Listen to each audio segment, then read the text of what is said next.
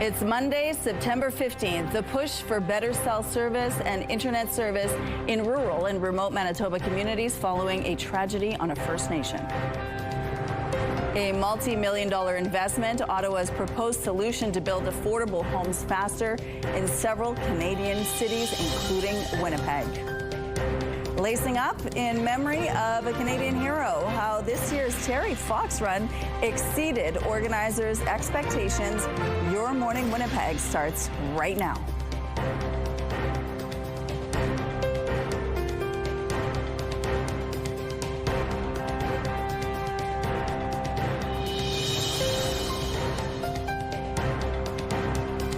Good morning, Manitoba. Thank you for turning in to the first Your Morning Winnipeg. Your Thank morning. You so much for being Your morning. Yeah, everyone's morning, and it's an exciting time for us here. And we have a lot of new things, but a lot of the things that you love from our show as well. So we're going to have all kinds of fun today. Yeah, obviously some things don't change, but you will notice a lot of changes, and I think we're really excited about them. A fresh start for us. Indeed, and then before that, we're going to have Ainsley McPhail. She's actually going to tell us about Rail Safety Week, because there are things to keep in mind when we're busy in traffic, we're trying to get the kids to school, and when we get to a rail crossing, we need to keep certain rules in mind and how to be safe around rail yards. So we're going to tell you more about that. And but first, how was the weather? The weather was incredible yesterday. We had a beautiful weekend, didn't we? Yeah, did, it ended yes. up being really nice. We're still kind of soaring on these above seasonal temperatures, so let's see how today plays out.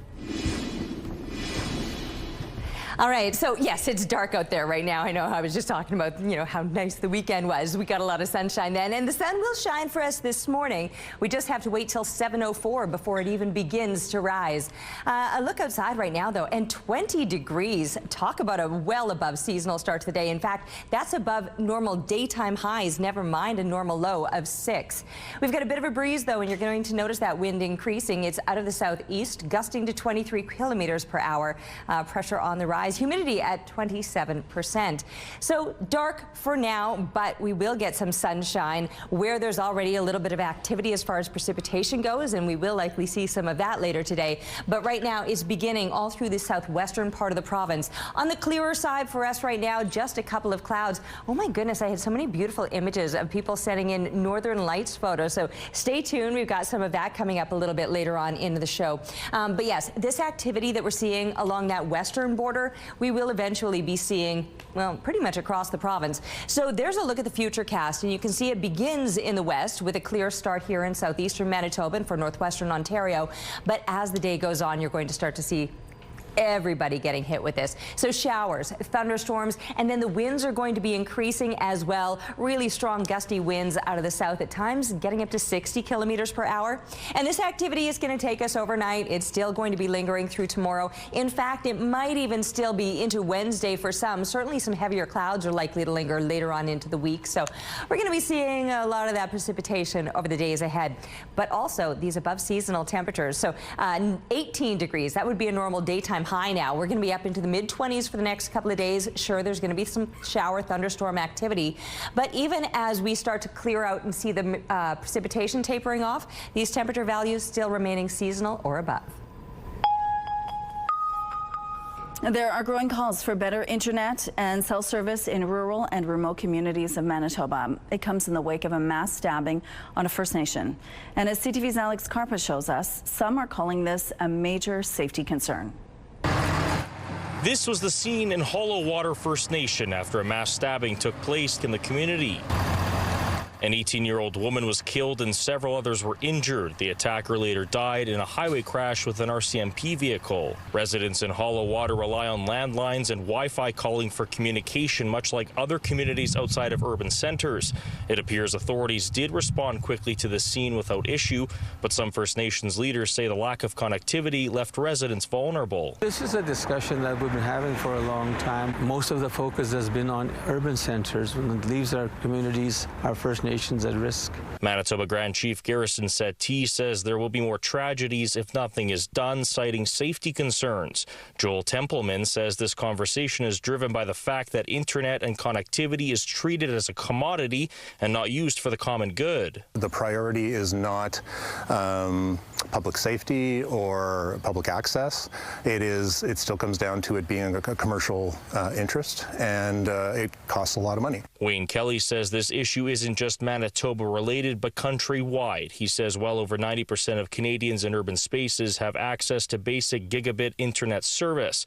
That number then, he says, significantly drops to around 60% for those living on First Nations communities. If we wouldn't accept that poor quality in 2025 in sort of Brandon or Winnipeg, why should we be asking our First Nations neighbors, our rural neighbors, to accept that quality in 2025 as well? Those I spoke to say this summer has underscored the need for proper connectivity in the north, not just with the recent mass stabbing, but with the hot and dry weather that produced one of the worst wildfire seasons on record, impacting tens of thousands of people right across the country. Alex Carpa, CTV News, Winnipeg. Housing is expected to be a key issue this fall, and Prime Minister Carney has announced a Build Canada Homes Agency. This, along with a series of other new measures, will help double the pace of housing construction in this country over the next decade. Build Canada Homes is Ottawa's proposed solution to build affordable homes faster. It's launching with an initial $13 billion capital investment to provide incentives for home builders. Specific locations for the homes haven't been announced, but it will start in 6 cities. 4,000 factory-built homes will be developed on federal land in Winnipeg, Ottawa, Toronto, Dartmouth, Montreal, and Edmonton. Construction is expected to begin next year. A vehicle collision led to a partial closure of Kenaston Boulevard Saturday night. Winnipeg police confirmed that officers were sent to a motor vehicle collision a little before 9:30 p.m. on Saturday on Kenaston Boulevard near Commerce Drive. Police added that the traffic division's investigation is underway and no additional information is available. Manitoba's finance minister says he's still aiming to balance the budget, even as a major credit rating agency warns of a much deeper deficit. The province is projecting a $327 million deficit for the 2026-27 fiscal year, but Moody's is forecasting that number could swell to $900 million, citing trade uncertainty and new tariffs from the U.S. and China. Finance Minister Adrian Sala says the government hasn't yet tabled its next budget and says the tariff impact so far hasn't been as severe as expected. Starting today, Canada Post will no longer be delivering commercial flyers. The union representing Canadian postal workers says it's moving to end a ban on overtime work and will instead have members stop delivering the flyers. Canadian Union of Postal Workers President Jan Simpson is also warning of possible escalation if Canada Post continues to stall. The union says Canada Post is refusing to talk until the union significantly changes its latest offer. In early August, the union voted down what Canada Post said was its final offer, and the union responded with its own proposal. The Postal Service said that offer was a step backwards. The Prime Minister's office says Canadian officials had constructive talks with their Chinese counterparts on canola tariffs. Farmers say time is of the essence as Ottawa pledges to keep supporting them. The most immediate concern, obviously, is the price of canola, which has basically over the past little while has dropped over $1 a bushel. To us, that's absolutely devastating. Federal representatives joined a delegation to China led by Saskatchewan Premier Scott Moe earlier this month. Beijing imposed preliminary duties of nearly 76% on Canadian canola seed imports in August, and a final ruling isn't expected until next year. The Bank of Canada is expected to cut its key interest rate by 1/4 point to 2.5% this coming week. The central bank will announce its policy decision on Wednesday. That will follow the release of inflation data for August on Tuesday. Economists expect the annual inflation rate to rise to 2%, up from 1.7% in July. Meanwhile, the U.S. Federal Reserve is also expected to cut interest rates this week. A dramatic rescue after a woman was spotted in a New Mexico flood channel, moments from being swept away. A retired Albuquerque firefighter saw the woman and alerted rescue crews. 31 units were dispatched along with different points of the channel. After she rushed past the first 2 points, a flotation device was passed to the woman in distress, and she was pulled to safety. She was alert and stable and taken to hospital. Nearly 1,000 people showed up to the annual Terry Fox Run on Sunday.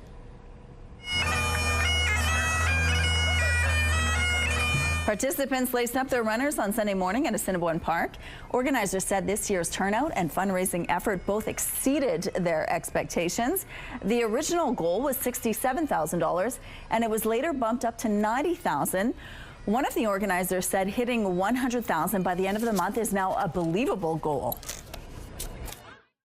Every year since 2022, the momentum has gotten more and more, so it's like an avalanche snowball effect where we're getting more and more volunteers and more people coming to run and more donations coming in, so it's outstanding, the response of the people. All proceeds from the run go directly to cancer research. Organizer Rick Romanek said the legacy continues through school programs and family stories. And here's a look now what's happening along Main and Broadway. It looks like a smooth drive over here. If you have any traffic tips or updates to share, text them to us at 10400. Let's go now to Ainsley McPhail. This morning we are talking about Rail Safety Week and how to stay safe when you're either walking near a rail yard or driving past one. Good morning, Ainsley. Good morning, Rochelle. Lots to keep in mind this week. Kicks off today. I'm going to be chatting with police from CN. No trespassing. As you can see the sign behind me. We're going to start to see some rails coming through this morning, and we're going to see the vehicles come by. So we have tips for motorists as well. There has been over 200 collisions back in 2024 and dozens of fatalities and injuries as well. So we want to mitigate this. It's also about awareness too. If you're in another area, don't put your AirPods in or whatnot. So stay with us throughout the morning for these important tips and some educational pieces as well. Okay, thank you, Ainsley. Let's go out to the rooftop now where Terry is. It was really dark where Ainsley was. It looks like it's dark there too. Yeah, it really is. I mean, I have a big stage light on my rooftop to kind of help things out, so at least me and my plants are illuminated. But you're right, it is a very dark morning out here.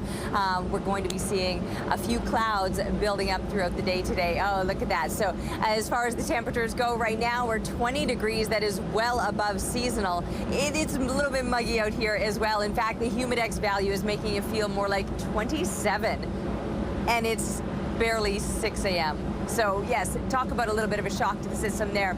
We do have a few clouds hanging around out here this morning and a bit of a breeze as well out of the southeast. That wind is 22 kilometers per hour. The pressure rising, the humidity sitting high at 93%. Don't spend too long on the hair today. The humidity, I'm telling you, is going to be something else. And the fact that we're probably later on today going to be seeing some showers or thunderstorms. So even if we do kick off the morning with some sunshine, eventually 7:04 is when it will finally begin to rise for us. It won't last throughout the day, with the clouds building up. Showers and thunderstorms then expected to continue through the afternoon, overnight, and still for tomorrow. Whereas western Manitoba, that's what you're waking up to. The storms have already begun in areas off to the west of us. So everybody across the entire province will be in for that activity as the day goes on. But it's still going to be a warm and a well above seasonal day, headed to a hot high today, or a medium high of 25 degrees. We're taking a break right now, but we'll see you soon with your morning. Weather is brought to you by Canadian Footwear, helping you find the perfect fit. Marching through downtown Winnipeg and ended at the legislature for a remembrance rally. Organizers say this is a fight to save lives, focusing on bringing awareness to the recreational drug use. This event was one to honor the lives lost, and support the families going through the grieving process, give them a safe place to grieve, and to bring that awareness, because it's school year now. Kids are in school, meeting new friends, and their chances of trying a new drug through peer pressure increases dramatically. So we want to start that conversation around fentanyl poisoning. Forey said 95% of recent substance-related deaths in the province involve fentanyl. On the eve of Parliament's return, Conservative politicians gathered in Ottawa, laying out their own plan for the session. CTV's Colton Prail has more on what's shaping up to be a busy fall.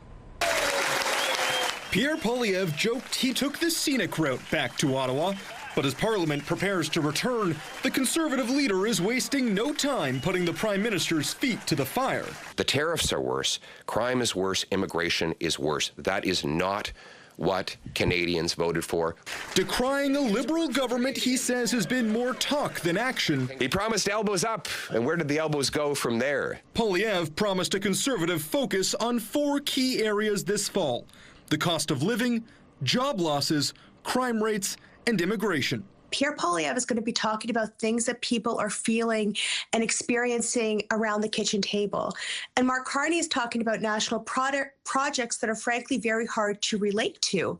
And while the Liberals warn of a possible austerity budget this fall, now we have some choices to make so that we can get our finances in control. Poilievre is drilling down on increasing concerns about the overall health of the Canadian economy. Remember that? Spend less, invest more.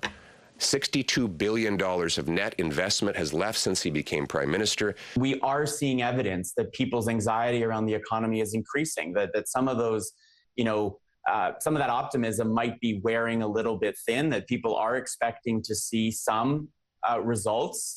The Conservatives have promised to introduce legislation aimed at unlocking Canada's economy and tackling bail reform. But the Liberals are eyeing those very same issues. They launched the Major Projects Office and are promising a crime bill of their own. 2 Canadian women have died in Portugal after being struck by a train.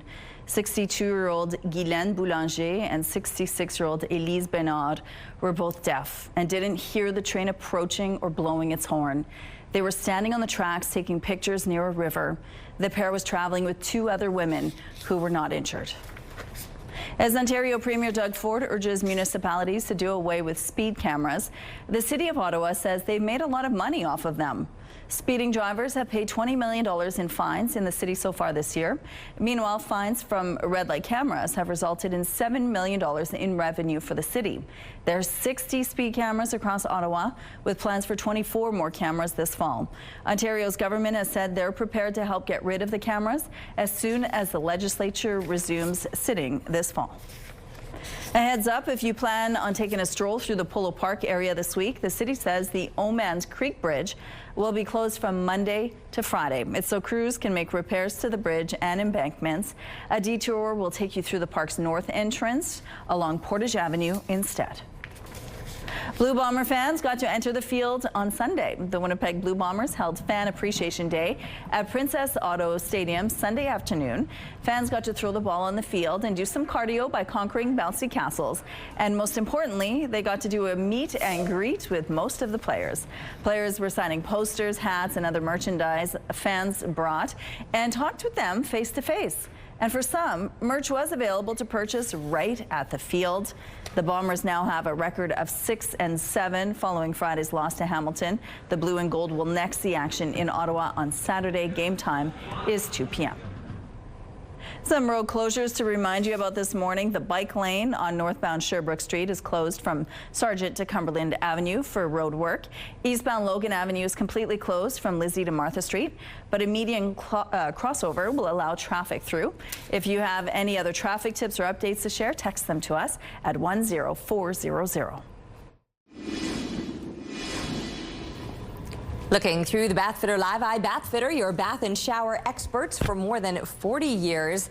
A dark start to your day. We're waiting for the sun to rise at 7:04. Eventually, we'll get to see a little bit of it this morning, but probably not throughout the entire day. Let's take a look at some of the temperatures that we're seeing around the province. 20 degrees right now in Winnipeg. That's where Gimli is sitting as well. Portage La Prairie coming in at 21. All of these values well above seasonal. I think our coolest temperature that we're seeing in the south right now is Brandon at 17.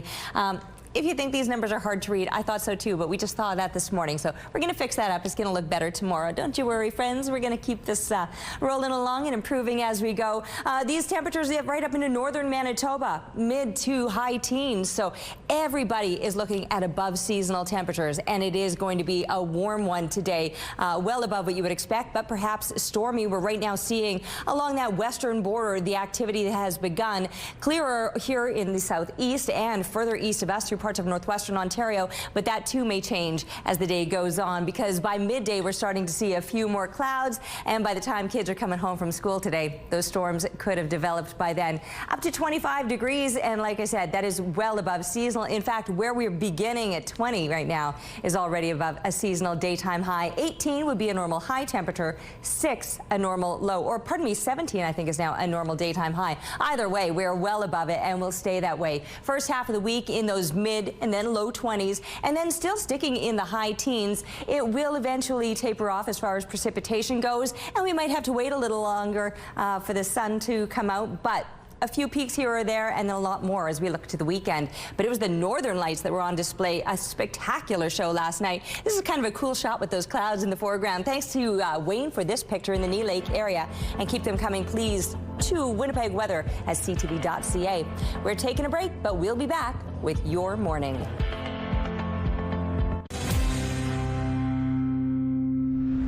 Your morning just got a whole lot richer. We're giving away a staggering $20,000, and it's time for today's code word. Imagine what you could do with an extra 20 grand. A dream vacation, home renovations, paying off your bills. The possibilities are endless. So today's code word is money. Head to the contest page on ctvnewswinnipeg.ca or scan the QR code that you see on your screen. Enter the code word along with your info for your chance to win CTV Your Morning Winnipeg's $20,000 giveaway. Make sure to watch us tomorrow for a brand new word. Good luck. A film which was mired in controversy before the Toronto International Film Festival even began was a big winner at the TIFF Award ceremony. The people have spoken and picked their favorites in a number of categories. CTV's Andrea Case reports.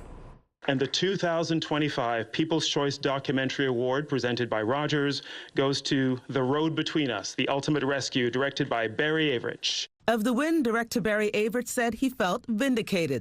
The film, which was invited to the festival, uninvited, and then re-invited, won the People's Choice Award for Best Documentary. And Cameron, where are you? You're right over there. Thank you. I appreciate everything that TIFF has done for us. The most exciting thing, again, was being in the theater and feeling the love immediately that day.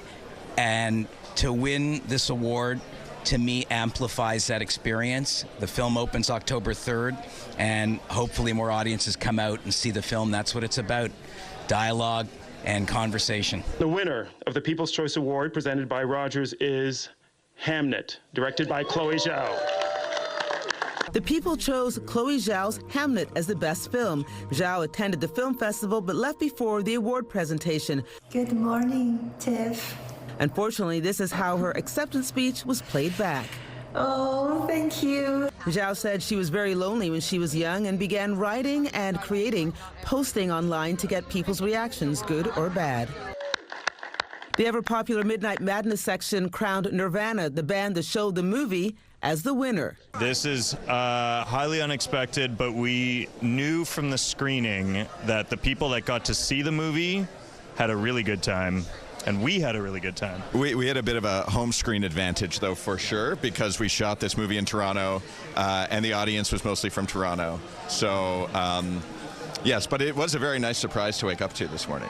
The Best Canadian Feature Film Honorable Mention Award went to Min Suk Lee's There Are No Words, which tackles the subjects of race, domestic violence, and suicide. For TIFF to recognize There Are No Words in the Canadian Features category is a significant honor, not just for my mother, but for immigrant working class women around the world, and in Canada in particular, whose stories are often not part of the archives. Your Morning Winnipeg. Coffee is brought to you by Robin's Donuts, your favorite stop.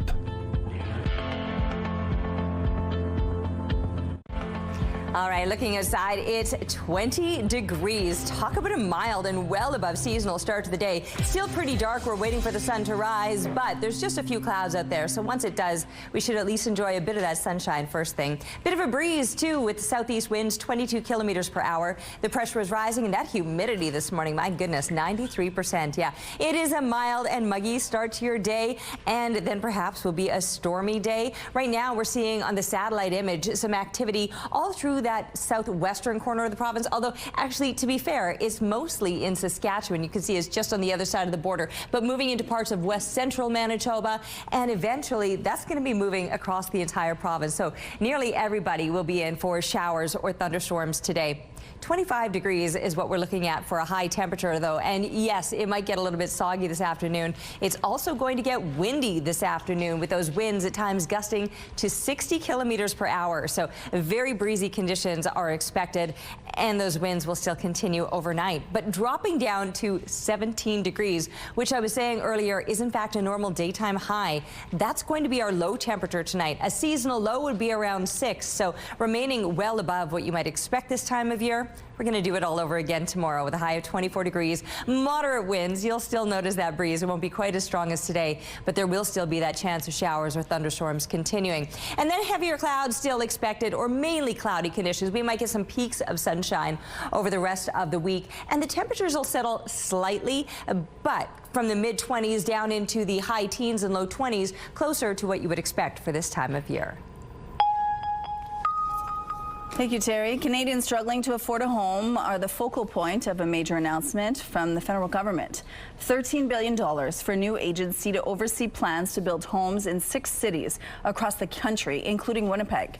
CTV's Jeremy Chiron takes a look at when construction could start. It's another campaign promise, this one delivered just a day ahead of the return of Parliament. The core challenge at present in the housing market is it's just too hard to build. Honey, I'm home. Build Canada Homes is Ottawa's proposed solution, a plan to build affordable homes faster. The new government agency launching with an initial $13 billion capital investment to provide incentives for home builders, starting with 6 cities where 4,000 factory-built homes will be developed on federal land in Ottawa, Toronto, Dartmouth, Longueuil, Winnipeg, and Edmonton. When it comes to building more affordable housing, we are all in as Team Canada. Carney says the new agency will look to open up access to more public land for housing and aims to speed up permitting processes. This, along with a series of other new measures, will help double the pace of housing construction in this country over the next decade. But Conservative leader Pierre Poilievre isn't buying it. We have the builders, we have the trades, we have the companies, they have the money. They'd love to get building. What's standing in the way is bureaucracy. This announcement comes at a time when housing starts have been flat in the first half of this year compared to 2024. According to data from the Canada Mortgage and Housing Corporation, gains in cities like here in Ottawa have been offset by steep declines in major hubs like Toronto and Vancouver. Does these incentives that the government is trying to provide, does that make it up? Does that, make them really change their mind and start those projects that they were not thinking about, maybe not starting? This housing policy expert says while today's announcement is encouraging, the real test will come in the government's actions moving forward. The jury is still out on whether or not Build Homes Canada will be different from the policies and programs that we have seen for the past 10 years. According to a senior government source, construction on the first round of projects is expected to begin next year. Jeremy Chiron, CTV News, Ottawa. Hundreds of parents in Montreal will have to wait to find out where their children will go next after a school burned down.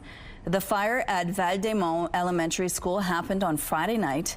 No one was hurt in the blaze, but now about 400 students will have to be relocated. The cause of the fire remains under investigation. U.S. and Chinese officials were in Spain Sunday conducting another round of talks as economic tensions between the two countries continue to spiral. A number of issues are up for discussion, including trade and the sale of TikTok. This comes just days after U.S. President Donald Trump called on NATO countries to hit China with 50 to 100% tariffs. He says that's to pressure Russia to end its war on Ukraine. Utah's governor says we're set to learn more in the coming days about the man arrested in connection with the deadly shooting of right-wing activist Charlie Kirk. I can't emphasize enough the damage that social media and the internet is doing to all of us. Those dopamine hits, these companies, trillion-dollar market caps, the most powerful companies in the history of the world, have figured out how to hack our brains, get us addicted to outrage, which is the same type of dopamine, the same chemical that you get from taking fentanyl, get us addicted to outrage and get us to hate each other. The governor also said that 22-year-old suspect Tyler Robinson had, quote, leftist ideology, but he said more details would be released on Tuesday when charges are officially filed. In the wake of Charlie Kirk's killing, U.S. President Donald Trump indicated he would target left-wing groups. Critics say it remains unclear why Robinson shot Kirk, and targeting political opponents is the wrong move. We're not getting the leadership that we need to bring this country together from the White House. And in order to turn the tide of political violence, yes, we have to reject those who commit political violence. Yes, we have to reject those who celebrate or promote political violence. But also, in order to deprive political violence of its power, we have to reject anyone who would try to exploit political violence. Republican Speaker Mike Johnson told CBS he's been working to reassure members about their own security in the wake of Charlie Kirk's killing, and he's planning to lead a moment of prayer in the slain activist's honor when the U.S. House returns today. Crossing into new territory of engineering marvels, China is set to open what will become the world's highest bridge. The deck of the new Hejiang Grand Canyon Bridge in southwest China soars about 625 meters in the air. To put that into perspective, the CN Tower is 553 meters tall. Officials hope the new bridge will increase tourism. It's slated to open by the end of the month. Crazy. Here's a look at what's happening now at Portage at Polo Park. It looks like a beautiful start to your drive. If you have any traffic tips or updates to share, text them to us at 10400. And here's a look now at your gas prices. The Canadian average is $1.42, while the provincial average is slightly lower at $1.34. In Winnipeg, the average is $1.33. The lowest price in the city is $1.26. All this info is on gasbuddy.com. The Price at the Pump is brought to you by the Kidney Foundation. Help by donating your card today. Coming up, we are talking about Rail Safety Week and some important reminders for you and your family. Stay with us for more Your Morning Winnipeg.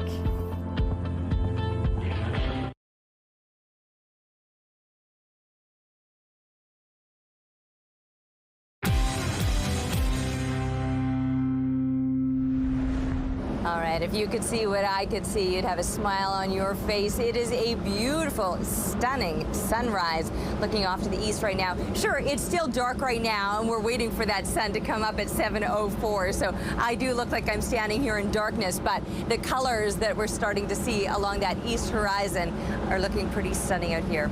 It's already well above seasonal. I've been talking about that all morning long. 20 degrees to kick off your day. That's actually above a seasonal daytime high, never mind a normal low temperature for this time of year. There's a bit of a breeze out of the southeast, 22 kilometers per hour. The pressure rising. Humidity is high this morning. You're going to notice that it's a little bit muggy out here, sitting at 93%. And while we're still on the clearer side, I mean, there's a few clouds out here, but we will see that sun once it rises at 7:04.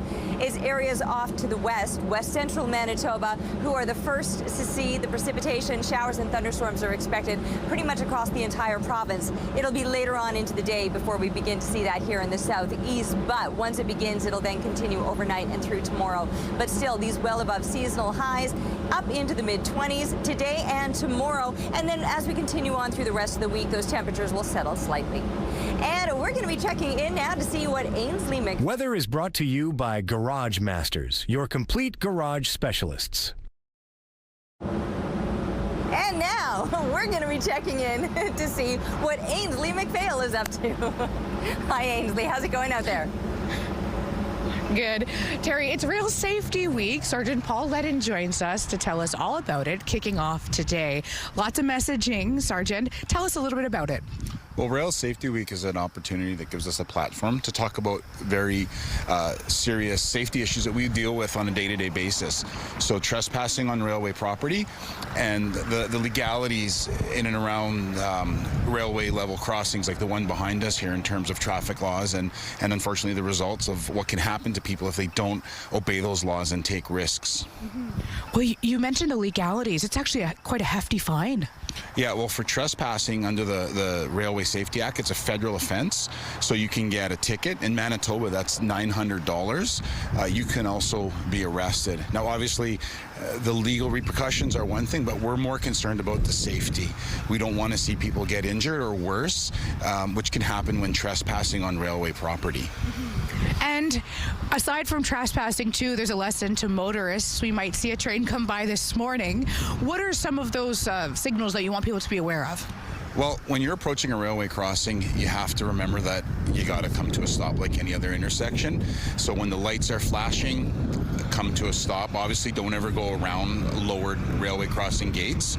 And just always be aware of your surrounding and expect a train.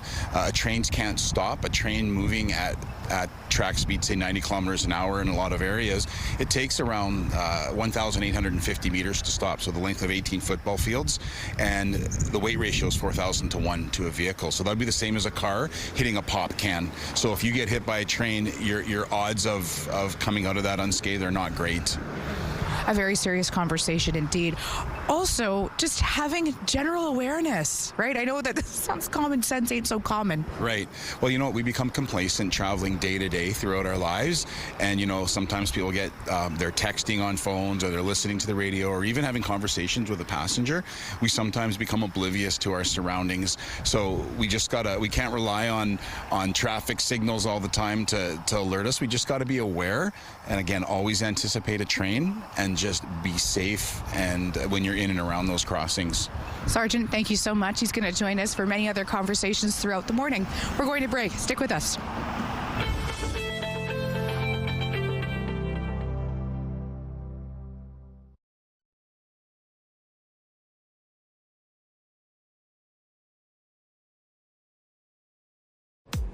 Looking at the early markets, the Dow Jones adding 71 points overnight. The Nasdaq trading 27 points higher. The S&P index is also up. The loonie climbing to 72.30 cents U.S. The Hang Seng gaining 58 points. The Nikkei index jumping 395 points. Good morning. It is 6:47. The investigation is continuing into the crash of a small aircraft in northern Manitoba. RCMP and Island Lake say the crash, first reported to Mounties at around 6:45 p.m. Saturday, left 4 people dead and 1 seriously injured. The report said the crash happened approximately 40 kilometers south of St. Teresa Point First Nation near Makepeace Lake. In a media release, RCMP said the flight aboard a DHC-2 Beaver aircraft departed from St. Teresa Point First Nation and was heading to Makepeace Lake. At the crash scene, Mounties confirmed the 20-year-old male pilot suffered serious but non-life-threatening injuries. 2 male passengers of 53 and 49 years old and 2 50-year-old female passengers, all from St. Teresa Point First Nation, were pronounced deceased on scene. 2 Canadian women have died in Portugal after being struck by a train. 62-year-old Guylaine Boulanger and 66-year-old Elise Bernard were both deaf and didn't hear the train approaching or blowing its horn. They were standing on the tracks taking pictures near a river. The pair was traveling with 2 other women who were not injured. Lower-income Manitobans can now improve their home's efficiency without paying out of pocket. There's a comfort piece to this, there's an affordability piece, and there's an environmental piece. Government ministers gathered in Elmwood on Friday to announce a revision to the existing Affordable Home Energy Program. The program provides financial reimbursements for home retrofits, including insulation, heat pumps, solar panels, and energy-efficient windows and doors. Under the existing program, homeowners had to pay some of the costs. Now Manitobans with low or median incomes can get upgrades with no money up front. This program helps deliver on our promise to help families cut energy costs while also giving a boost to our economy and reducing our greenhouse gases. Ottawa is providing roughly $30 million to Efficiency Manitoba for the program, and for the first time, tenants are eligible. Go to Efficiency Manitoba's website to see if you qualify. Manitoba is the first province to sign on to the national program. Electric vehicles took center stage in Winnipeg as the Manitoba Electric Vehicle Association hosted its annual EV Fest. The organization held its festival on Saturday in the IKEA parking lot. The event featured plug-in cars, trucks, scooters, and even electric race cars built by the University of Manitoba students. Visitors got to look at the latest models and charging technology, while EV owners shared their real-world experiences. Organizers say the most frequent question he got is the price. Everybody thinks they cost a whole lot more than gas vehicles, and right now we're finding that they're getting close to the similar pricing. They're slightly more, but then we also have the provincial rebates kind of covering that, and along with the maintenance and all that, you're going to be saving money in the near future. The event also had corporate member dealerships, but they weren't allowed to do any sales at the event. Organizers say this was intended so that attendees could ask questions and learn more without any pressure. And some road closures to remind you about this morning. The bike lane on northbound Sherbrooke Street is closed from Sargent to Cumberland Avenue for road work. Eastbound Logan Avenue is completely closed from Lizzie to Martha Street, but a median crossover will allow traffic through. If you have any other traffic tips or updates to share, text them to us at 10400. All right, it's 20 degrees outside right now with southeast winds 22 kilometers per hour, pressure rising, humidity at 93%, and it's already starting to look a little bit brighter as we get closer and closer to sunrise. What we're still seeing on the satellite image right now is the activity off to the west of us, mostly in Saskatchewan, just starting to move into west central Manitoba, but eventually all along this western border, well, really everybody will eventually see that activity. Right now, we're still on the clearer side here in the southeast, and further east of us, northwestern Ontario, still in the clear. But like I said, it's just a matter of time before everybody gets hit with the showers or the thunderstorms that we're expecting to see today. Still with these above seasonal temperatures, though, these low to mid 20s right up into parts of northern Manitoba. Churchill a little bit cooler at 16 degrees, but still well above seasonal. And right through the northwestern part of the province, yes, the showers, the thunderstorm. That's fog. That's what our new fog icon looks like. So I'm just going to explain that because I actually had to look it up. I was like, what's going on in Flin Flon in this area? It's going to be a foggy morning. We're getting used to all sorts of new things this morning, aren't we? But it's looking good, I think. Anyway, low 20s for the most part through southwestern Manitoba, mid 20s here in southeastern Manitoba. But no matter where you are, yes, you'll get the above seasonal temperatures, but you're also going to get hit with those storms, showers, thunderstorms, and some really strong winds as well. And eventually that'll be moving into parts of northwestern Ontario, although you're still looking to be up into those high 20s for today. And as far as the week goes, the next couple of days will be up into the mid 20s, and then we'll start to settle down, but only slightly. 17 degrees, that would be a normal daytime high now. And while we'll settle down, we're still going to remain seasonal or above. Thanks, Terry. Let's check in now on the team at 103.1 Virgin Radio. Good morning. Good morning. Hi, guys. Happy Monday. This all looks very nice. Like, thank you. You can't see it on your end, but on our end, like on the TV and the thing on the side, yeah, it's awesome. You guys like it? Beautiful. Good. Oh, I like it a lot. Cool. A lot. We're very excited. Okay, good. Because it's all amazing.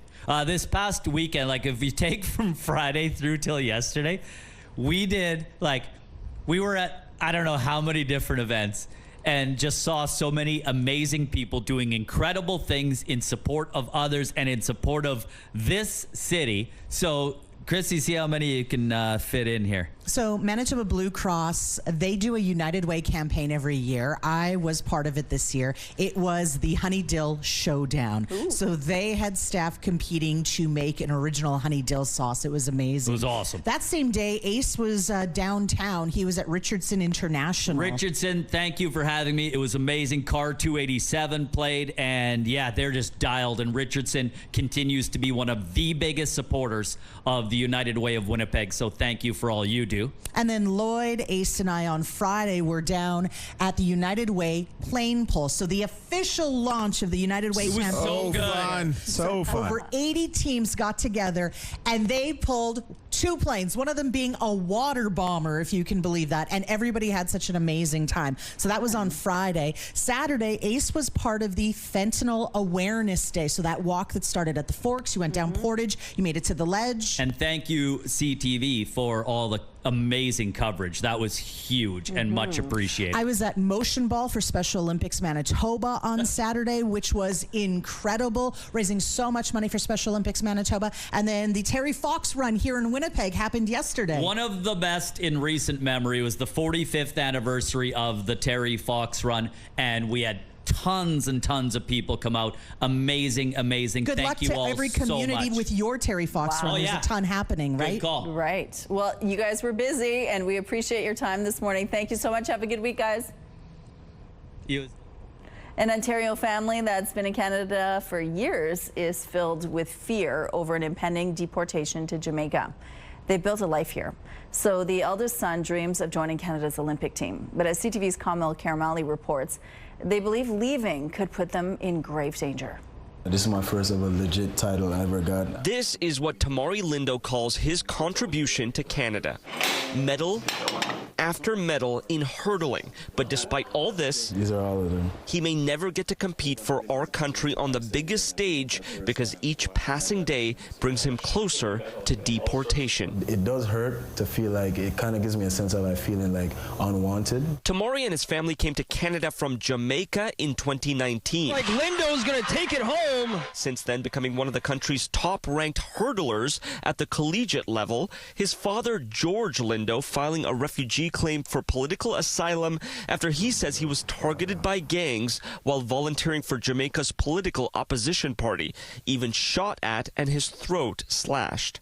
I was just praying for God. The family was facing deportation last year, but after public pressure, Ottawa granted them a 1-year extension, which is now coming to an end. Honestly, I don't know what I'll do. I don't even know where to start. Like, I'll just be completely broken. Last year, Immigration, Refugees and Citizenship Canada said it found that the violence that the family was facing in Jamaica could not be linked to their political activism. Saying in a statement, crime, including murder, is widespread throughout Jamaica. Any risk they face is not personalized. It's one shared generally by all persons living in Jamaica. It's complete nonsense. We're talking about someone who is being specifically targeted because of their political work.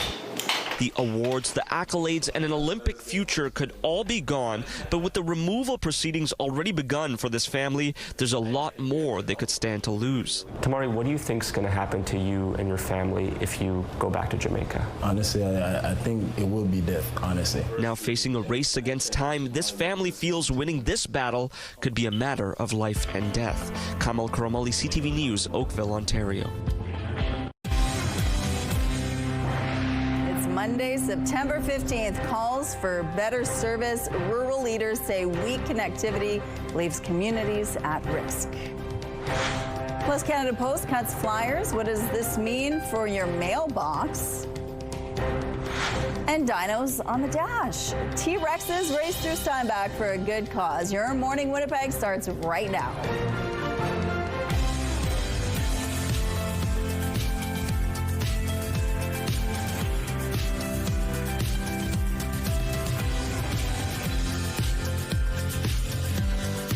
Good morning, Manitoba. You're watching Your Morning Winnipeg. We have a new, improved look, and we love it so far. Yeah, it is. It's nice to have like a little freshening up once in a while, right? Yeah. Switch up the routine, but it's still your same old routine. So we're not making too many changes. Yeah, we're still here. You'll still know, when to leave the house, and you'll still know all of what's going on in the city and what's going on weather-wise and all that stuff. Where's Ainsley at today, too? She's talking about Rail Safety Week. Also at 7:52, we're going to hear about 2 mares. There are spirit horses at Stage Hill. Like 2 mares? Mayor Gillingham's got to run for his money. Mares. They are expecting. We're going to tell you why that's really significant. They're spirit horses and very endangered. So we're going to find out a little bit more about that. Cool. But the weather, it was a great weekend for weather. But today things might change up a little bit. More precipitation, right? Yeah. Wait for it. All right, so 20 degrees right now, and that is well above seasonal. Kicking off your morning, and we're feeling the heat. And the sun hasn't technically started to rise yet, but we are minutes away from that happening at 7:04 this morning. Southeast winds 22 kilometers per hour, the pressure rising, the humidity sitting at 93%. And yes, as Rochelle alluded to, things are going to start to change because while you experienced a beautiful sunny weekend, or at least some sunshine, there were a few extra clouds. We didn't see a whole lot of storm activity, and today we likely will. It's going to begin off through west central Manitoba and then eventually moving across the entire province. And while we're in the clear for now, or just with a few clouds hanging over us, as is northwestern Ontario, that will all change right up into northern Manitoba. Honestly, I don't think anybody is going to escape what is coming. So here's a look around the province as we take a look through the next couple of days. And it begins on the western side, but eventually pushes further east.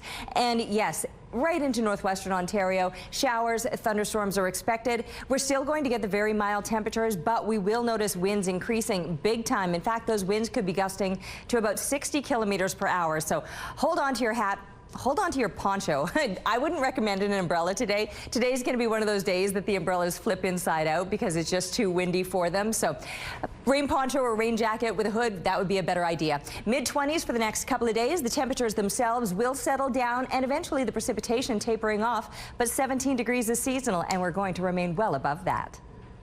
Our art today, oh, right, we have no art to show you. You should send me some. Draw, color, paint a picture, and I would love to showcase your art here on Your Morning. So do something art-wise, take a picture of it, and email us winnipegweather@ctv.ca.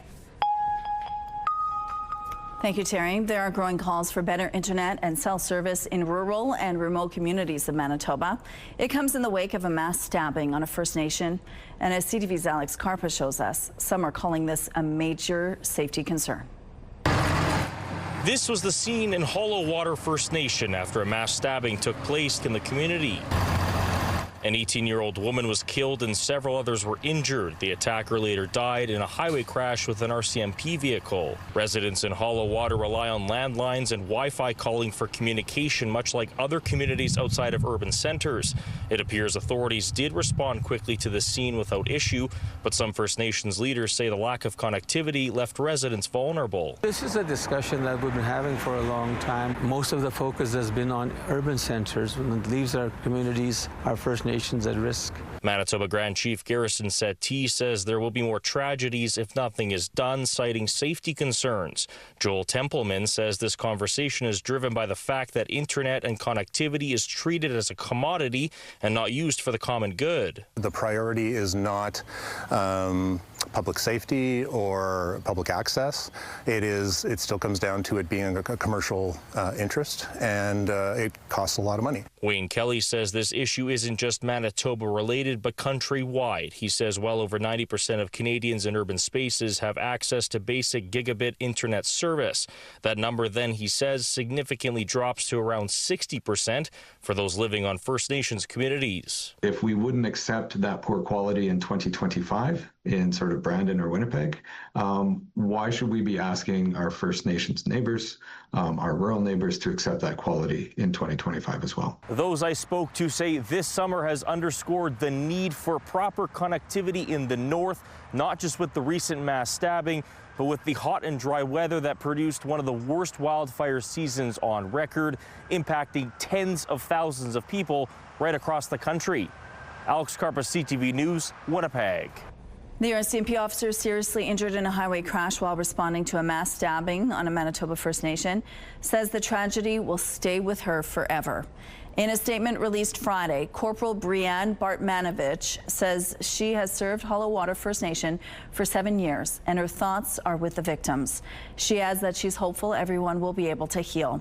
Police have said 26-year-old Tyrone Simard killed his 18-year-old sister and wounded 7 others at 2 homes on the First Nation northeast of Winnipeg on September 2nd. They said Simard fled in a stolen vehicle and died in a crash with the RCMP cruiser Corporal Bartmanovich was driving. Bartmanovich says she's recovering and thanks hospital staff for their kindness and dedication. Manitoba's finance minister says he's still aiming to balance the budget, even as a major credit rating agency warns of a much deeper deficit. The province is projecting a $327 million deficit for the 2026-27 fiscal year. But Moody's is forecasting that number could swell to $900 million, citing trade uncertainty and new tariffs from the U.S. and China.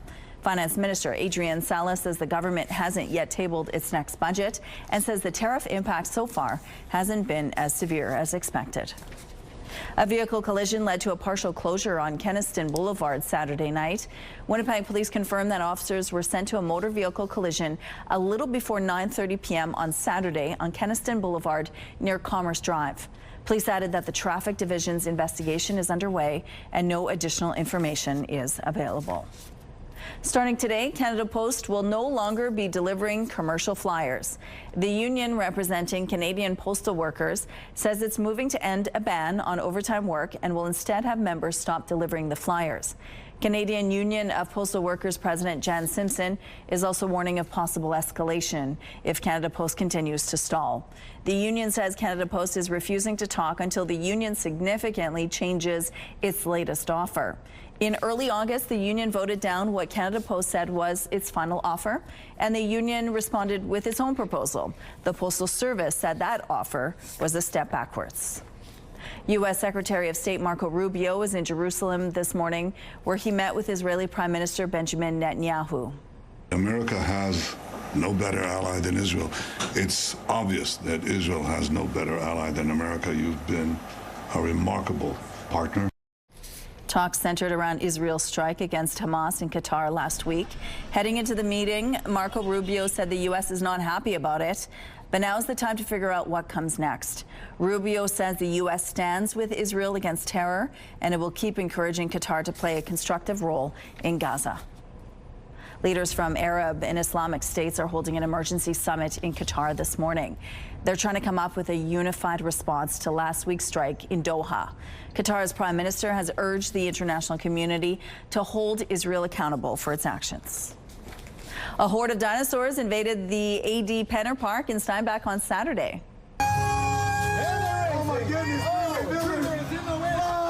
Save Families Canada's Steinbach chapter held its 5th annual Dino Dash Saturday evening.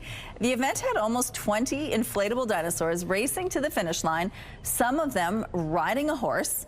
Bouncy castles, horse rides, petting zoo, and other booths were also there, with all proceeds supporting the organization's local chapter. Organizers say the chapter is fully donor funded, and the event is one of their biggest fundraisers of the year. We have businesses that and churches and individuals and small groups that sponsor a T-Rex costume. They get to put in a racer of their choice, and we have a big Dino Dash race at the end of our fundraiser event. Our job is so serious in Save Families, and so we really needed to bring some fun and levity. And who doesn't love seeing a giant inflatable dinosaur running? I mean, it's incredible. We love it. Dirksen added, as of Saturday, the chapter had raised more than $20,000 out of its $30,000 goal.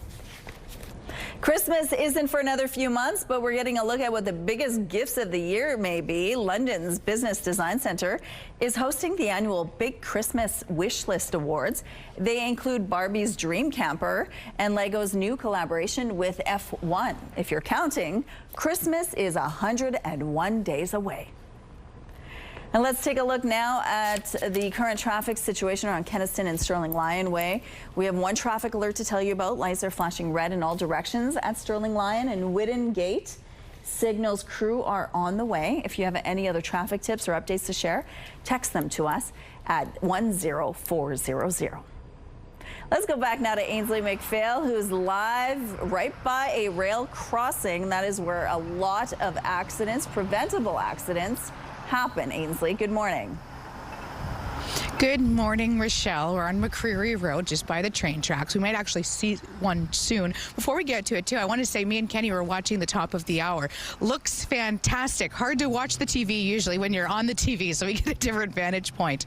We're chatting with the sergeant all morning with CN to talk about the signals, the signs, and the precautions, because there are dozens of deaths every single year and lots of injuries. So awareness is important. That's what we're talking about all week long, and rural areas too. Some of the signage for motorists, the signage for pedestrians.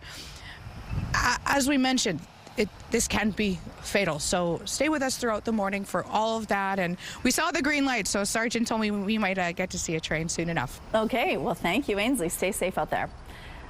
Let's go outside now. How lucky. Yeah. I am a firm believer that if you see a train, like if you see the engine of the train, not just like randomly you approach the tracks and the train is already in the middle. Right. But if you get there and you get to see the beginning of the train, the engine, that it's a lucky sign. Ooh. So I Ainsley might be the lucky one today, but she better stay back and exercise her rail safety. Yes, absolutely. How's it feeling out there right now? Muggy. Honestly, even when I came up in the stairwell, because you come up the stairs, I climb a lot of stairs every morning, and so I'm warm by the time I get to the top, and I look forward to like stepping out and having that little refreshing breath of air. No, it's not today. It's really heavy, muggy air that we're stepping outside to. 20 degrees is where we're sitting right now, though it feels more like 27 when you're factoring in that humidity. The breeze, there's a bit of one, but I'm not feeling it up here on the rooftop anyway. 21K winds out of the south-southeast, the pressure rising, and that humidity is high at 95%. The sun is up now, though, and it's looking good. There's a few clouds out here, and we'll see a few more building up throughout the day today. And with those clouds will come some precipitation, which we're already seeing through parts of west central Manitoba, but eventually the entire province blanketed with showers, thunderstorms, and some very strong winds are expected to increase throughout the afternoon, at times gusting to 60 kilometers per hour. Along with the increasing winds come the increasing temperatures. I mean, we're already well above seasonal, starting out at 20 degrees when about 6 would be a normal low temperature. 17 a normal daytime high. We're already above that, but we're going to head up into the mid-20s. Tomorrow we're going to do it again. We've got a very warm start to the week, but it will settle toward the weekend. Weather is brought to you by Mr. Lube Plus Tires. Same-day oil and tire changes. Thank you, Terry. It's time now for our question of the day. We want to know, what do you think of our new look for Your Morning Winnipeg? You can text your answer along with your name to 10400. Make sure to follow the automated instructions so we can feature your response. At Your Morning Winnipeg, we're all about celebrating your amazing pets, furry, feathered, or scaly. Your Pet of the Week submissions are amazing. We want to see even more, whether it's dogs, cats, birds, or any other pet pals. Send them our way. Drop your pet photos and a fun little story about them to Pet of the Week at ctv.ca, and then catch us every Thursday to find out if your pet is our Pet of the Week on Your Morning Winnipeg. We're going to take a break here. More Your Morning Winnipeg after this.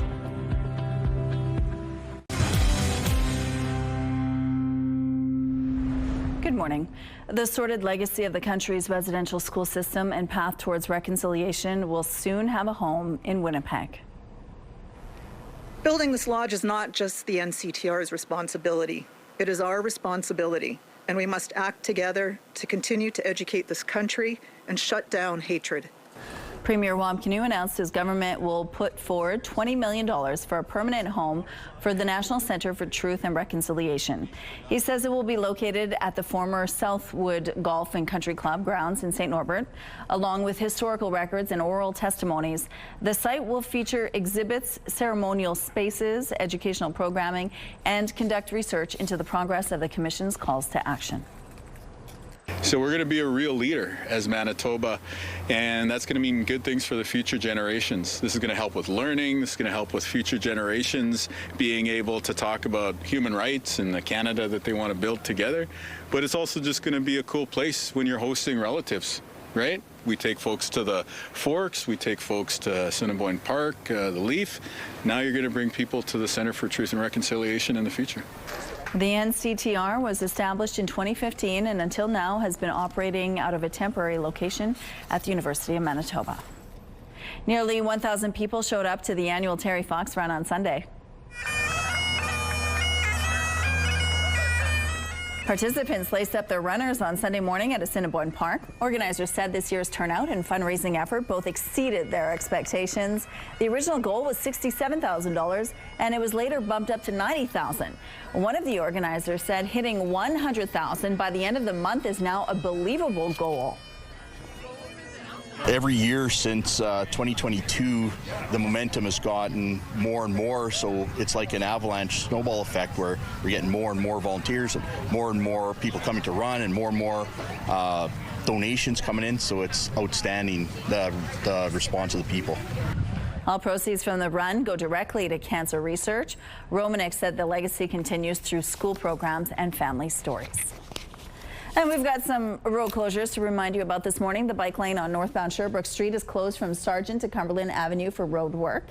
Eastbound Logan Avenue is completely closed from Lizzie to Martha Street, but a median crossover will allow traffic through. If you have any other traffic tips or updates to share, text them to us at 10400. Traffic is brought to you by Mr. Lube Plus Tires. No appointment needed. Time now for some entertainment news. Canada's own Seth Rogen was the big winners at last night's Emmy Awards. I'm legitimately embarrassed by how happy this makes me, and to be standing up here with all these people. These are the best people I know. The studio set a new record with 13 Emmy wins, including Best Comedy Series. The show also won for writing and directing, with Rogen also picking up a Best Acting award. Meanwhile, Jean Smart took home the Best Actress in a Comedy Prize. This was her 4th Emmy for her role in Hacks. I want to dedicate this on behalf of everyone to all the healthcare workers, the frontline first responders. Respect Hospital them. drama The Pit beat out Severance for the top drama prize. Noah Weil won for Best Lead Actor, while Catherine Nasa won for Best Supporting Actress. Severance did pick up awards for Best Supporting Actor for Tramell Tillman and Best Actress for Britt Lower. An animated film topped the box office this weekend. The latest title in the Demon Slayer franchise brought in $70 million US across North America, smashing Hollywood estimates. That was more than enough to push last weekend's winner, The Conjuring: Last Rites, to second place with just over $26 million. Downton Abbey, the grand finale, bowed in third on ticket sales of $18.1 million. Are you ready for some football? Monday Night Football kicks off your primetime lineup tonight at 6 with the Buccaneers versus the Texans. E-Talk and The Big Bang Theory follow at 9, and Battle of the Generations wraps things up at 10. It's all right here tonight on CTV. And it's going to be a muggy day, a wet day. Yeah, you might be looking for something to do indoors today, especially into the afternoon. First thing this morning, these are going to be the best hours to maybe get the dog out for a stroll. Your dog is going to be cowering under the coffee table later today, perhaps with the storms that we're expecting to see developing. So, yeah, make the most of the morning hours. Let's see what it's looking like outside this morning. A look now through the Bath Fitter Live Eye. Bath Fitter, your bath and shower experts for more than 40 years. Well, there's the sun up in the top left corner of your screen, shining through those clouds, but you can also see that those clouds are starting to build up a little bit. Maybe even a little bit of fog out there this morning. Visibility is down to just 16 kilometers per hour. Did I read that? Bath Fitter, your bath and shower experts for more than 40 years. There we go. As far as the conditions go today, it is going to be warm. It already is very warm and muggy. We're sitting at 20 degrees when 6 would be a normal low temperature. Everybody across southern Manitoba is well above that. Brandon, 15 degrees. I know these numbers are a little hard to read. We're going to fix things up after the show. We are a work in progress, folks, and we thank you for joining us this morning for our big launch, but we'll keep tweaking things as we go.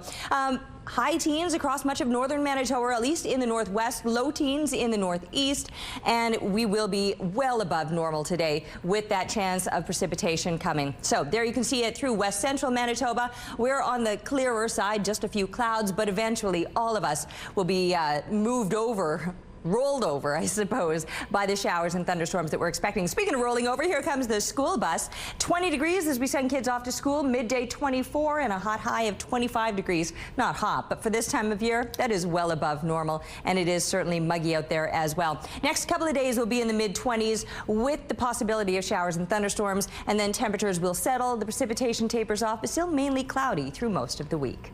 And our weather picture today is a stunning shot. We often get pictures sent in to us of the northern lights, but these clouds in the foreground just make for an interesting perspective. Thanks to Wayne for this. Keep them coming, please, to Winnipeg weather at ctv.ca. Thank you, Terry. Your morning just got a whole lot richer. We're giving away a staggering $20,000. And it's time for today's code word. Imagine what you could do with an extra 20 grand. You could go on a dream vacation, maybe do some home renovations, pay off some bills. The possibilities are endless. Today's code word is money. Head to the contest page on ctvnewswinnipeg.ca or scan the QR code on your screen. Enter the code word along with your info for your chance to win CTV Your Morning Winnipeg's $20,000 giveaway. Make sure to watch us tomorrow for a brand new code word. Good luck. Crossing into new territory of engineering marvels, China is set to open what will become the world's highest bridge. The deck of the new Huaqiang Grand Canyon Bridge in southwest China soars aloft 625 meters in the air. To put that into perspective, the CN Tower is 553 meters tall. Officials hope the new bridge will increase tourism. It's slated to open by the end of this month. Drivers are revving their engines and spinning their tires on Prince Edward Island. CTV's Maria Sarut takes us to the track for some high-speed fun, all for a good cause. A green light and they're off for turn one. Drivers kicking up red dirt, racing on lawn tractors. It's like basically a low-dollar NASCAR. We call it grass car. Jeff Wilson, director at the PEI Lawn Tractor Racing Club, says regular mowers might move at 7 kilometers an hour, a far cry from these speeds. These tractors are modified to hit 85 kilometers for the club's top division. The brakes and steering are enhanced too. I love it. Love it. We race with the grandkids and it's a family affair. Starting at 6 years old, children can race as well at lower horsepower. I saw them going around the track. I was like, that looks fun. I want to do that. Friendships have formed around this track. You can make new friends and you can just have fun. These machines may have small engines, but racing them has a big impact. The PEI Lawn Tractor Racing Club has donated more than $10,000 to local charities, including the Make-A-Wish Foundation. It helps other people, like kids that need stuff, like clothes and stuff. Most of the donations come from ticket sales, and the stands are packed. We had no idea where it would go, but it's amazing. Racing grass cutters is a low-cost way to break into the hobby. The problem with car racing today is that it's become so unaffordable for everybody, and this is just wonderful. A way to keep family fun alive on a backyard budget, all while giving back in a big way. Maria Saru, CTV News, St. Peters Bay, Prince Edward Island. Coming up, it's Rail Safety Week. We're going to get some reminders from the CN Police on how to be safe around rail yards. Stay with us for more Your Morning Winnipeg. Let's go back now to Ainsley McPhail, who's live near a rail crossing right now. This is Rail Safety Week, and there are a lot of important reminders from CN Police. Good morning, Ainsley. Good morning, Rochelle. And yes, with the way that Winnipeg is set up, lots of train tracks in your neighborhood especially. Sergeant Paul Ledden joins us to tell us about the potential dangers. So when it comes to having these tracks kind of cemented throughout our city, what kind of barriers does that provide? I think it presents an issue for a lot of people that are traveling on foot if they need to get to the grocery store or get to an important appointment. A lot of times you've got neighborhoods that are divided, so you could have retail on one side and residential on the other side and the tracks in the middle. So what that equates to is people taking risky chances at times when they really shouldn't. And we've talked about the dangers earlier, of course, fatalities and injuries, but there's some other dangers as well. Yeah, like a lot of people would associate the primary danger being a train on the track and coming into contact with a person, and that's true. That's a very real danger. A lot of people don't realize the tracks are controlled by a rail traffic control center. So out of Edmonton, for example, there's a person that's controlling the tracks, so they have switch points where they're remotely changing the switch. So if you're standing on that track, your foot could get caught in between, and you could get stuck, or you get injured very severely there. If you're walking on the right-of-way, so near a train, you've got ballast rocks. So you can see there's ballast rocks all around. It's large rocks that can shoot out from underneath that train and strike a person. You've got commodities that are strapped down with ropes or metal strappings, and if they come loose and you're too close to a train, you can get hit by those items as well. We're almost out of time, but the messaging, I guess, is just take a little bit of a longer walk in your commute. Plan your route in advance, especially when it's cold out, and don't trespass. Thank you so much, Sergeant. It's Rail Safety Week. We have another chat at 7:42. Okay, thank you, Ainsley. You can see the sun on Ainsley's face right there right now, but that won't last today, Terry. So get out and enjoy it while it's there. I was saying get the dog out, take your coffee outside. A little bit of morning sunlight is the best sunlight that you can get. 20 degrees right now. You can see a little bit of fog off there in the distance. Visibility is reduced to about 16 kilometers right now, so just keep that in mind. If you're coming in from the outlying areas, it might be a little bit worse there. South-southeast winds right now are 21 kilometers per hour. The pressure is rising and the humidity sitting at 95%. There is some sunshine to enjoy, but for some, not all. And for how much longer, time will tell, because already we're starting to see that activity through west central Manitoba and further west yet. But it will be moving in across the entire province. Many of us are then at risk of showers or thunderstorms today, and increasing winds. Just a moderate breeze this morning, but later today that wind could be gusting to 60 kilometers per hour. Now we're at 20 degrees, which is well above seasonal, and we'll continue to make some gains today, up to 25 when 17 is a normal daytime high. So we're already above that. We're still going to tack a few more degrees onto where we're sitting right now with 17. I just mentioned a normal daytime high becoming our low temperature for this coming night. Still with a chance of showers and thunderstorms, still with some stronger winds, and tomorrow we're going to do it all over again. Mid-20s, stronger winds with that chance of showers or thunderstorms. Now after that, things will start to, well, taper off as far as the precipitation goes, but also cool down slightly. Not dipping below seasonal or even really back to normal, but it will cool down from the mid-20s into the low 20s or high teens throughout the rest of the week. Thank you, Terry. A fire earlier this morning in the Elmwood neighborhood brought Winnipeg crews out to a mixed-use commercial and residential building. The call to the 200 block of Watt Street came around 2:18 a.m. Crews found smoke and flames coming from the building. Firefighters launched an interior fire attack, declaring the fire under control just after 3 a.m. All occupants of the building safely self-evacuated prior to the arrival of crews. 2 residents were assessed by paramedics at the scene but did not require transport to hospital. No other injuries were reported. The City of Winnipeg's Emergency Social Services team was activated, providing temporary support for displaced residents. The fire is under investigation. Damage estimates are not available. Conservative leader Pierre Poilievre addressed his party's national caucus over the weekend ahead of today's return to Parliament. He promised elbows up, and where did the elbows go from there? The elbows are down.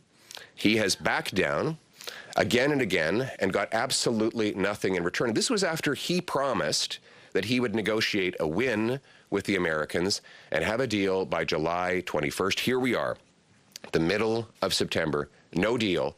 And the tariffs, the American tariffs on Canada have doubled since the Prime Minister took office, promising that he could, quote, handle Trump. Poilievre was critical of Prime Minister Mark Carney in his address, speaking on the 5 nation-building projects, the economy's growth, housing, deficit spending, and the tariff war since Carney took office. Ukrainian President Volodymyr Zelensky says he can't consider a peace deal that would see part of his country's territory ceded to Russia without meeting with Vladimir Putin himself. I'm ready to speak with him, but not through Americans, not through Europeans. With their support, yes, but not through. It's our land. Zelensky said he wasn't certain what Putin may have promised to U.S. President Donald Trump at their Alaska meeting, but the Russian president had made it clear he wasn't ready to negotiate a ceasefire. Zelensky also referred to Russian drone incursions into Poland and Romania in recent days, saying Ukraine was ready to help countries create more efficient protections against the aircraft as NATO ramps up defenses on its eastern flank. Meanwhile, Russia says it downed hundreds of Ukrainian drones overnight, which had been targeting 2 major oil refineries. Authorities say the attack sparked a brief fire at one of those sites. Ukraine's drone command called it a successful strike. The prime suspect in the disappearance of Madeleine McCann has turned down an interview request from police in the UK. Christian Bruckner from Germany is serving a prison sentence for a separate offense. He's due to be released from prison this week. Bruckner has never been charged in connection to McCann's disappearance. The Met police say he remains a suspect in their investigation. A hometown hero is back on Winnipeg ice. The kid from St. Vital, and you've led the Hawks to a third Stanley Cup. Does it get any better? No, it really doesn't. Jonathan Toews has been skating with the Jets as training camp gets set to open this week. The 37-year-old has been out of the NHL for 2 years with chronic inflammation and immune system issues, likely tied to long COVID. The former Chicago Blackhawks captain signed with the Jets in July. Toews is the 3-time Stanley Cup champion, a 6-time All-Star, and a 2-time Olympic gold medalist. A BC man has pulled off an incredible circumnavigation of Vancouver Island. People have paddleboard sections around Vancouver Island, but no one had ever put it all together. So you're like, I'm going to do that? Yeah.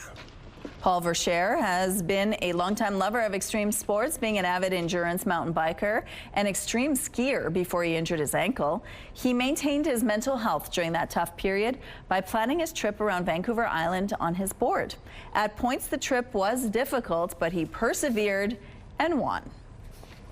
And here's what's happening now at Confusion Corner. It looks like a smooth drive over here. If you have any traffic tips or updates to share, text them to us at 10400. And let's look now at your gas prices. The Canadian average is $1.42.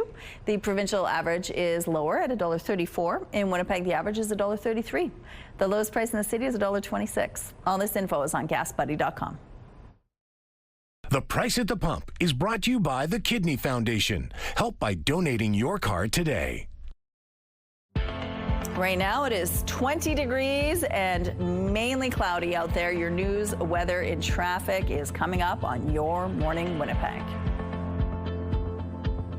Your Morning Winnipeg. Coffee is brought to you by Robin's Donuts, your favorite stop. 20 degrees outside this morning. Fog seems to be getting a little thicker out there, doesn't it? South-southeast winds, 21 kilometers per hour. The pressure rising and the humidity sitting at 95%. Last I checked, that fog was reducing visibility to about 16 kilometers. So just keep that in mind. Might slow you down a little bit if you're coming in, especially from some of the outlying areas. And make sure you've got your lights turned on to help you both see and be seen. Taking a look around the province, where the activity has started as far as precipitation goes is along this western border and really for Manitoba in that west central stretch. Most of what's happening here in the south is just on the west side of that border. But eventually all of us will find ourselves in the path of that into northwestern Ontario as well and right up into parts of northern Manitoba. So it will be a bit of a soggy, stormy day, but a warm one too, with these well above seasonal temperatures reaching right up into parts of northern Manitoba. I'm talking mid-20s. Or for Churchill, a little bit cooler at 16 degrees, but still well above what you would expect for this time of year. We talked earlier about the fog icon in the Flin Flon area. Looks like you've got clouds now and the fog has moved into the Paw area. So those are the little lines that you can see there. I didn't come up with these icons. I'm just showing you what we've got. So much of this looks really, really slick. So we can forgive weird fog icons. Throughout southwestern Manitoba, showers, thunderstorms, and low 20 temperatures. Just for a reference point, here through southern Manitoba, 17 degrees would be a normal daytime high. All of us well above that into the mid-20s. Yes, it'll likely get stormy. It's also going to get windy. Those winds today could be gusting to about 60 kilometers per hour. And even further east of us could be a couple degrees warmer, pushing up into those high 20s with that chance of showers or thunderstorms today. Next couple of days we'll be into the mid-20s, and then we're settling down into the high teens and low 20s. After the next couple of days, it does look like it'll be a little bit drier, mainly cloudy with a few peaks of sunshine throughout the week. Thank you, Terry. Let's go now to Ainsley McPhail, who's live right by a train track this morning. It's Rail Safety Week. Now you're going to tell us about the rules of the road and what we need to keep in mind when it comes to the law around rail yards. Good morning. Good morning, Rochelle. Did you hear that? I'm hearing it. Ding, ding, ding. We're answering the... Will we see a train this morning? We've been in here for 2 hours and there's one actually approaching. So my questions are going to go from tell us about Rail Safety Week to tell us about Rail Safety Week. week. Sergeant Paul Eden joins us once again. Tell us about the signage here, Paul. Yeah, absolutely. A lot of people who drive day to day, they know what the flashing lights mean, and they know what it means when the crossing arms come down. Those are obvious. When they're activated, you got to come to a stop. There's some really important information people don't know day to day, like the number 2. That means that we've got 2 tracks, and a train can come at any time of the day or night, any speed, any direction. So if a train clears the crossing, wait until, if there's lights, they've stopped and the train is out of sight, because there could be another train coming from a different direction. Also, we have a blue sign here. If you're ever in a situation where there's an emergency, there's a phone number, and there's information on that sign. You call the number, and it'll tell you exactly where you are. They'll know exactly where people need to respond to in those situations. When it comes to signage in general, is there anything else that people might not know about or might not think about or perhaps need a refresher? Well, you know, if you're in a rural setting, for example, a lot of people will just see their crossbuck, just the X, you know, at the crossing, and there might not even be a stop sign. You still need to yield the right of way to a train.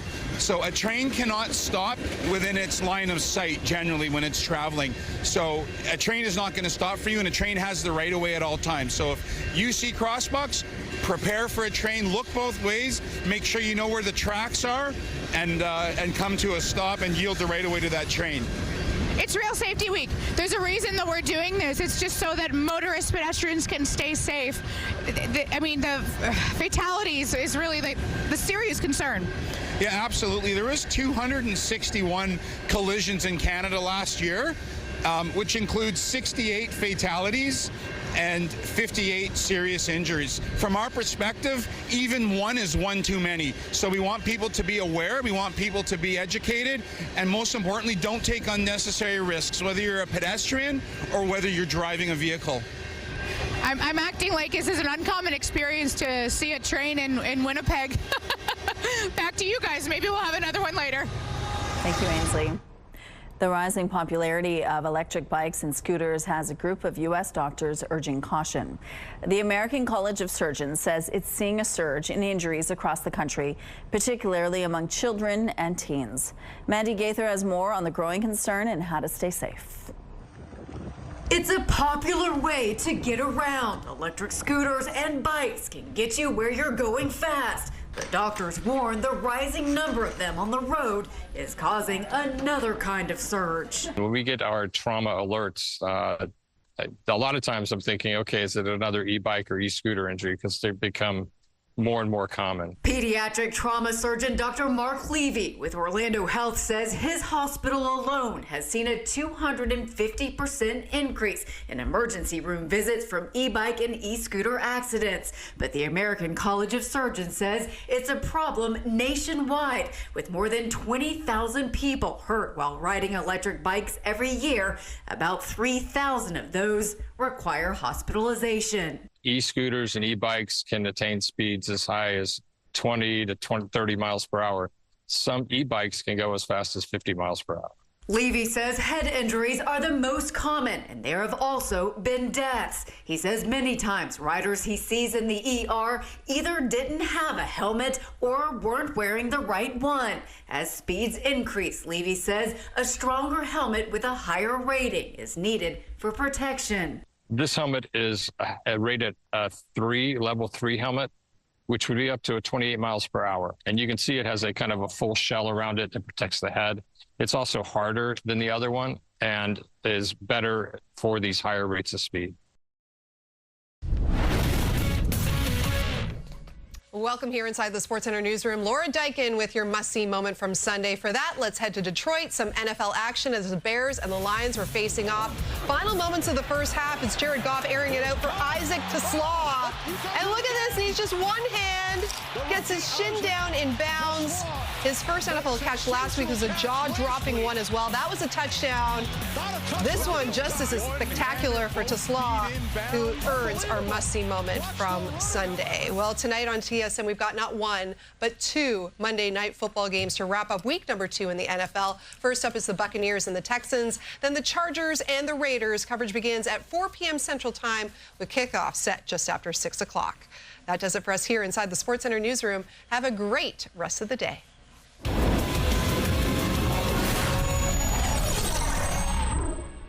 The TSN must-see moment is brought to you by Super Blinds and Draperies, featuring Hunter Douglas products.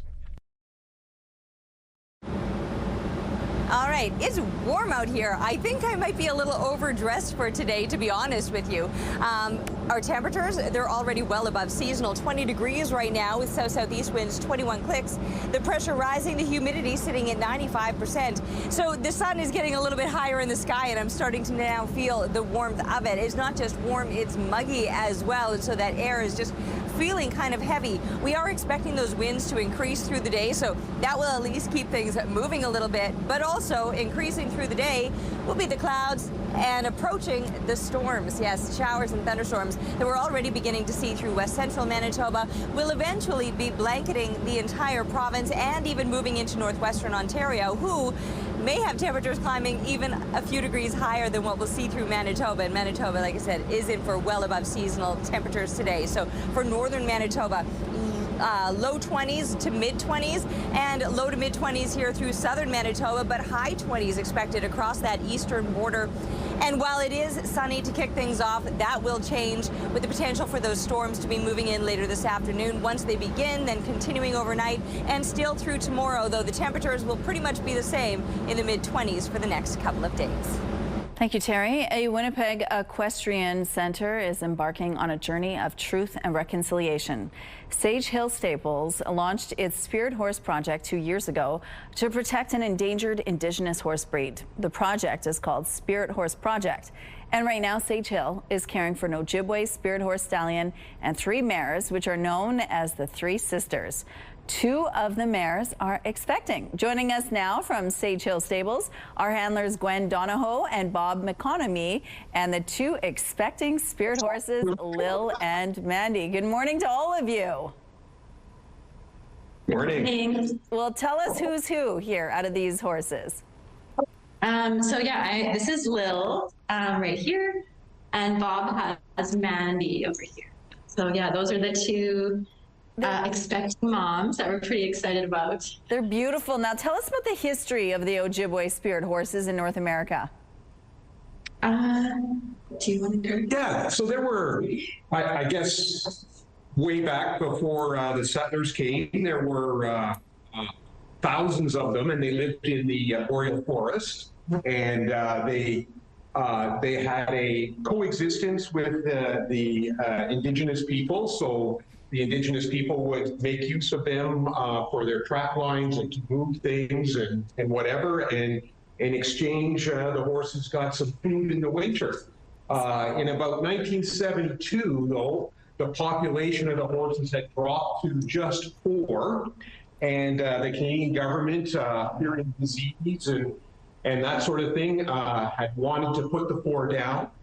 And some gentlemen captured the 4 horses, took them across the LaCroix Lake into Wisconsin, I guess it is, into the United States to save them. And from that point, the 4 horses have been bred up, and there's about 200 now in North America, across Canada and the U.S. Okay, well, that's really good news. Tell us what the Spirit Horse Project is all about and what you're hoping to do. The Spirit Horse Project, we started a couple years ago, and we started caretaking for Chase, an Ojibwe Spirit Horse Stallion. And we just wanted to help out with the project and be able to promote reconciliation and practice reconciliation here at Sage Hill Stables. And we got the 3 sisters about a year ago now. And yeah, it's been an exciting project, and it's been a really great way to have the horses and have the public be able to come see the horses. And now the 2 horses there are expecting. So this is really exciting news for the breed, isn't it? Yeah, it is very exciting. So every horse counts, and 2 more horses for the breed is a great thing and something to be excited about, and it helps all the volunteers here feel like we're really making some progress and meeting some goals of the project. When are they due? They're due in May 2026. Okay, so there's going to be little ones running around. That's so exciting. And the public is welcome to come and check them out? Yeah, we have events that you can watch for on our website or social media. We'll have one coming up at the end of September for Truth and Reconciliation Day. And we'll have a meet and greet and information. And Bob was talking about the story of the Ojibwe horses. I know there's a new book coming out. So this one we always have on our website for people to buy to support the Ojibwe Horse Society and the volunteers that work with it. So it's called Run with the Stars, and the authors have a new book coming out called Across the Ice that tells the story of the Ojibwe horses. So Chase's owner, Darcy White Crow, is one of the authors of the books. Well, that's fabulous, and thank you, and congratulations on their pregnancies. It's so exciting. Thank you so much for giving us some time today. Yeah, you're very welcome. Take care. Coming up, we're live right by the rail yard this morning. We're telling you all about Rail Safety Week. Stay with us for more Your Morning Winnipeg after this.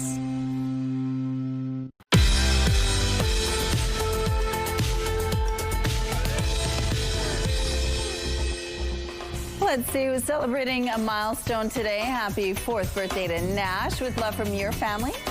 Happy 6th birthday to Scarlett. Love your great Auntie Lynn, Auntie Heather, and Uncle Andy. Happy 15th birthday to Brooke. Love Mom and Kevin.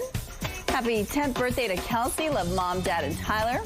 Happy 17th birthday, Rayla, with love from your dad, Megan, and Aubrey. Happy 15th birthday, Jack. Love your dad, Mom, big sisters Peyton and Tia, Mama Ruby, and Nadia. Happy 7th birthday to Waverly, with love from your mom, dad, Roden, and all your fur babies. Happy 13th birthday, Landon. Love Nan, Pop, Mom, Dad, Matt, Cliff, Scarlett, and Jersey. And a happy 81st birthday, Hazel, with love from Carity, Deidre, and Dave. To submit your milestone, visit our website, ctvnewswinnipeg.ca, and fill out the form at least 2 days in advance. It'll also enter you into our monthly contest for a chance to win a $100 gift certificate to Party Stuff. Milestones is brought to you by Party Stuff. 3 Winnipeg locations and at partystuff.ca.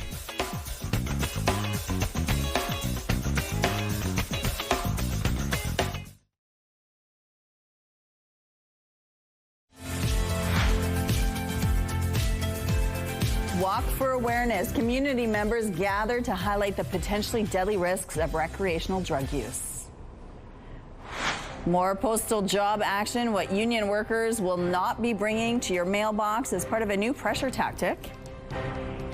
And it's plain to see what can be accomplished by pulling together at this annual community fundraising kickoff. Your Morning Winnipeg starts right now.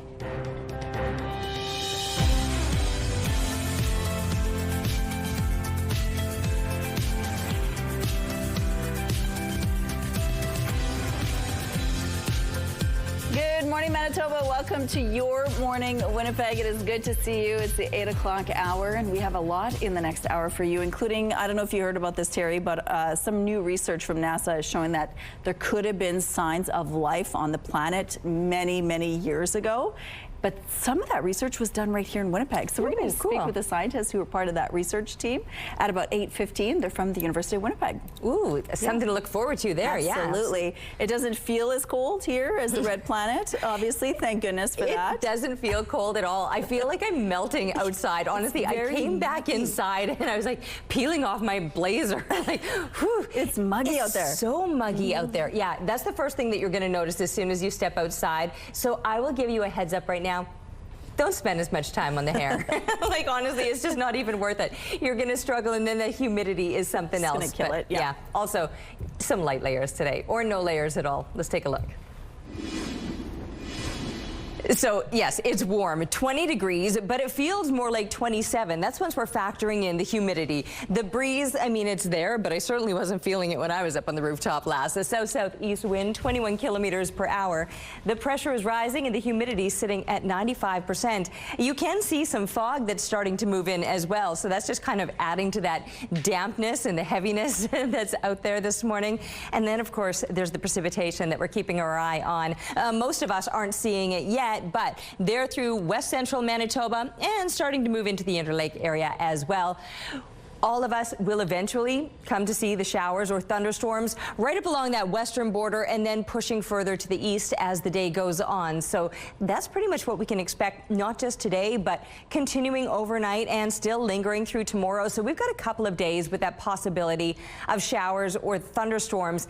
We're also going to get the winds increasing through the day today, up to 60 kilometers per hour. So that's a very strong wind, which is why I've been saying you probably don't want to be using an umbrella today. It's just going to flip inside out, and then you're going to be wrestling with it in that awkward way. So a rain poncho might be your best bet to try and stay dry today, but you're going to be sweating under that. You might just want to be like, okay, cleanse me now, Mother Nature, because between the winds and the precipitation, it is going to be a bit of a struggle today. Those winds are going to remain strong overnight and still on the stronger side through tomorrow as well, and the precipitation lingering. Mid-20s lingering as well for a couple of days, then we'll settle down slightly. High teens, low 20s expected through the rest of the week. Thank you, Terry. The investigation is continuing into the crash of a small aircraft in northern Manitoba. RCMP and Island Lakes say the crash, first reported to Mounties at around 6:45 p.m. Saturday, left 4 people dead and 1 seriously injured. The report said the crash happened approximately 40 kilometers south of St. Teresa Point First Nation near Makepeace Lake. In a media release, RCMP said the flight aboard a DH-C2 Beaver aircraft departed from St. Teresa Point First Nation and was heading to Makepeace Lake. At the crash scene, Mounties confirmed the 20-year-old male pilot suffered serious but non-life-threatening injuries. 2 male passengers of 53 and 49 years old and 2 50-year-old female passengers, all from St. Teresa Point First Nation, were pronounced deceased on scene. Manitoba's finance minister says he's still aiming to balance the budget, even as a major credit rating agency warns of a much deeper deficit. The province is projecting a $327 million deficit for the 2026-27 fiscal year. But Moody's is forecasting that number could swell to $900 million, citing trade uncertainty and new tariffs from the U.S. and China. Finance Minister Adrian Salas says the government hasn't yet tabled its next budget and says the tariff impact so far hasn't been as severe as expected. Starting today, Canada Post will no longer be delivering commercial flyers. The union representing Canadian postal workers says it's moving to end a ban on overtime work and will instead have members stop delivering the flyers. Canadian Union of Postal Workers President Jan Simpson is also warning of possible escalation if Canada Post continues to stall. The union says Canada Post is refusing to talk until the union significantly changes its latest offer. In early August, the union voted down what Canada Post said was its final offer, and the union responded with its own proposal. The Postal Service said that offer was a step backwards. Community members gathered at the Forks to raise awareness about the dangers of recreational drug use and fentanyl poisoning. The Fentanyl Awareness Day walk was held on Saturday afternoon. The walk started at Udana Circle, marching through downtown Winnipeg, and ended at the legislature for a remembrance rally. Organizers said this is a fight to save lives, focusing on bringing awareness to the risks of recreational drug use. This event was one to honor the lives lost, and support the families going through the grieving process, give them a safe place to grieve, and to bring that awareness. Because it's school year now, kids are in school, meeting new friends, and their chances of trying a new drug through peer pressure increases dramatically. So we want to start that conversation around fentanyl poisoning. Forey said 95% of recent substance-related deaths in the province involve fentanyl. The Bank of Canada is expected to cut its key interest rate by a quarter point to 2.5% this coming week. The central bank will announce its policy decision on Wednesday. That will follow the release of inflation data for August on Tuesday. Economists expect the annual inflation rate to rise to 2%, up from 1.7% in July. Meanwhile, the U.S. Federal Reserve is also expected to cut interest rates this week. Planes are pretty massive objects weighing many tens of thousands of pounds. Alone, most of us wouldn't have a chance of even budging them, but a group of people working together? 3, 2, 1! This playing pool was the kickoff to United Way Winnipeg's 2025 fundraising campaign, the 60th year for the local organization. Officials say they hope to raise even more than last year's $22 million. Here's a look now at what's happening on Provincial. Things are moving well here, but we do have a traffic alert to tell you about. Lights are flashing red in all directions at Sterling Lyon and Whidden Gate. Signals crew are on the way there. If you have any other traffic tips or updates to share, text them to us at 10400. Traffic is brought to you by Curtis Carpets, Manitoba's flooring experts. It's Rail Safety Week. Ainsley's been live right by a rail crossing, and it's a busy one because we saw a train live this morning, and it's all about educating the public on how to be safe around them. Good morning. Good morning, Rochelle. Yes, we're on McCreary and Shaftesbury Boulevard right now. Sergeant Paul Ledden joins us once again. And with Rail Safety Week, it's not just here in Winnipeg or Manitoba or even Canada. It's across North America. So tell us about some of the messaging worldwide. Yeah, absolutely. So most of the major railroads are in Canada and the United States, and rail safety, of course, is going to be a priority for us no matter where we are. So it's just a really important week to address a lot of the issues we deal with on a day-to-day basis. It gives us a platform and an opportunity to just spread that safety message to folks far and wide, and just to remind them to be safe when in and around railways, whether you're on foot or whether you're traveling by vehicle. And when you see a train and people are stopped, even you and I were walking, I said, oh, look at some of those impatient faces. What's the messaging around safety when it comes to patients? Well, you know, it was interesting we were talking about that because, as I mentioned, the train was less than 5 minutes. A lot of people don't realize how quick the trains at track speed can clear a crossing. It does get frustrating. People have a busy life. They want to get to work on time. They want to get to appointments. And when you're stuck at a train, it can seem very, very frustrating. But the important message there is remember, if you're impatient and that impatience leads to risky behavior, you know, if you're on foot and you want to run across, or if you're in a vehicle and you just decide to try and beat a train, that will have, or potentially could have life-altering consequences. So take a breath, be patient, and don't take chances just because you want to get somewhere. Life-altering consequences, but also fines. We're almost out of time, by the way. Sorry. Yeah, absolutely. Yeah, no. So trespassing fines $900 by vehicle. The average crossing violation in Manitoba is $298, and demerits, and for most of the offenses, a show cause hearing. Okay. And it's all avoidable. We'll see you guys at 8:38. Absolutely. Okay. Thank you, Ainsley. Athletes gathered along a river in New Jersey this weekend for one of the largest adaptive rowing events in the world. Becca Hendrickson has more. Along the Cooper River, the race is on the water. Our second to the community that's come together here. It didn't exist before we had kind of a crazy idea to do this. This is the Biata Regatta, one of the top adaptive rowing events in the country. Our goal here is to bring more equity into sports so that athletes with disabilities have the same opportunity to compete and have a community around them that supports them. Philadelphia Adaptive Rowing puts on the event now in its 42nd year. It's open to athletes from around the world with physical disabilities. I'm a blind athlete. I row, I downhill ski, I ice skate. Nancy Leverett said she got into rowing for the exercise and found that with her seeing eye dog Grace, there's a good girl, Gracie girl. They found a place that feels like home. It's okay to have a disability. You're not unusual. You're just like everybody else. Just give it all you got. That's how Joel Howe feels too. In 2006, I was pronounced DOA after a car accident. Rowing is his second chance at life, and he's found a sense of belonging with this community. Because it's all adaptive, and what the volunteers do is just beautiful. I never get treated any different than any other rower.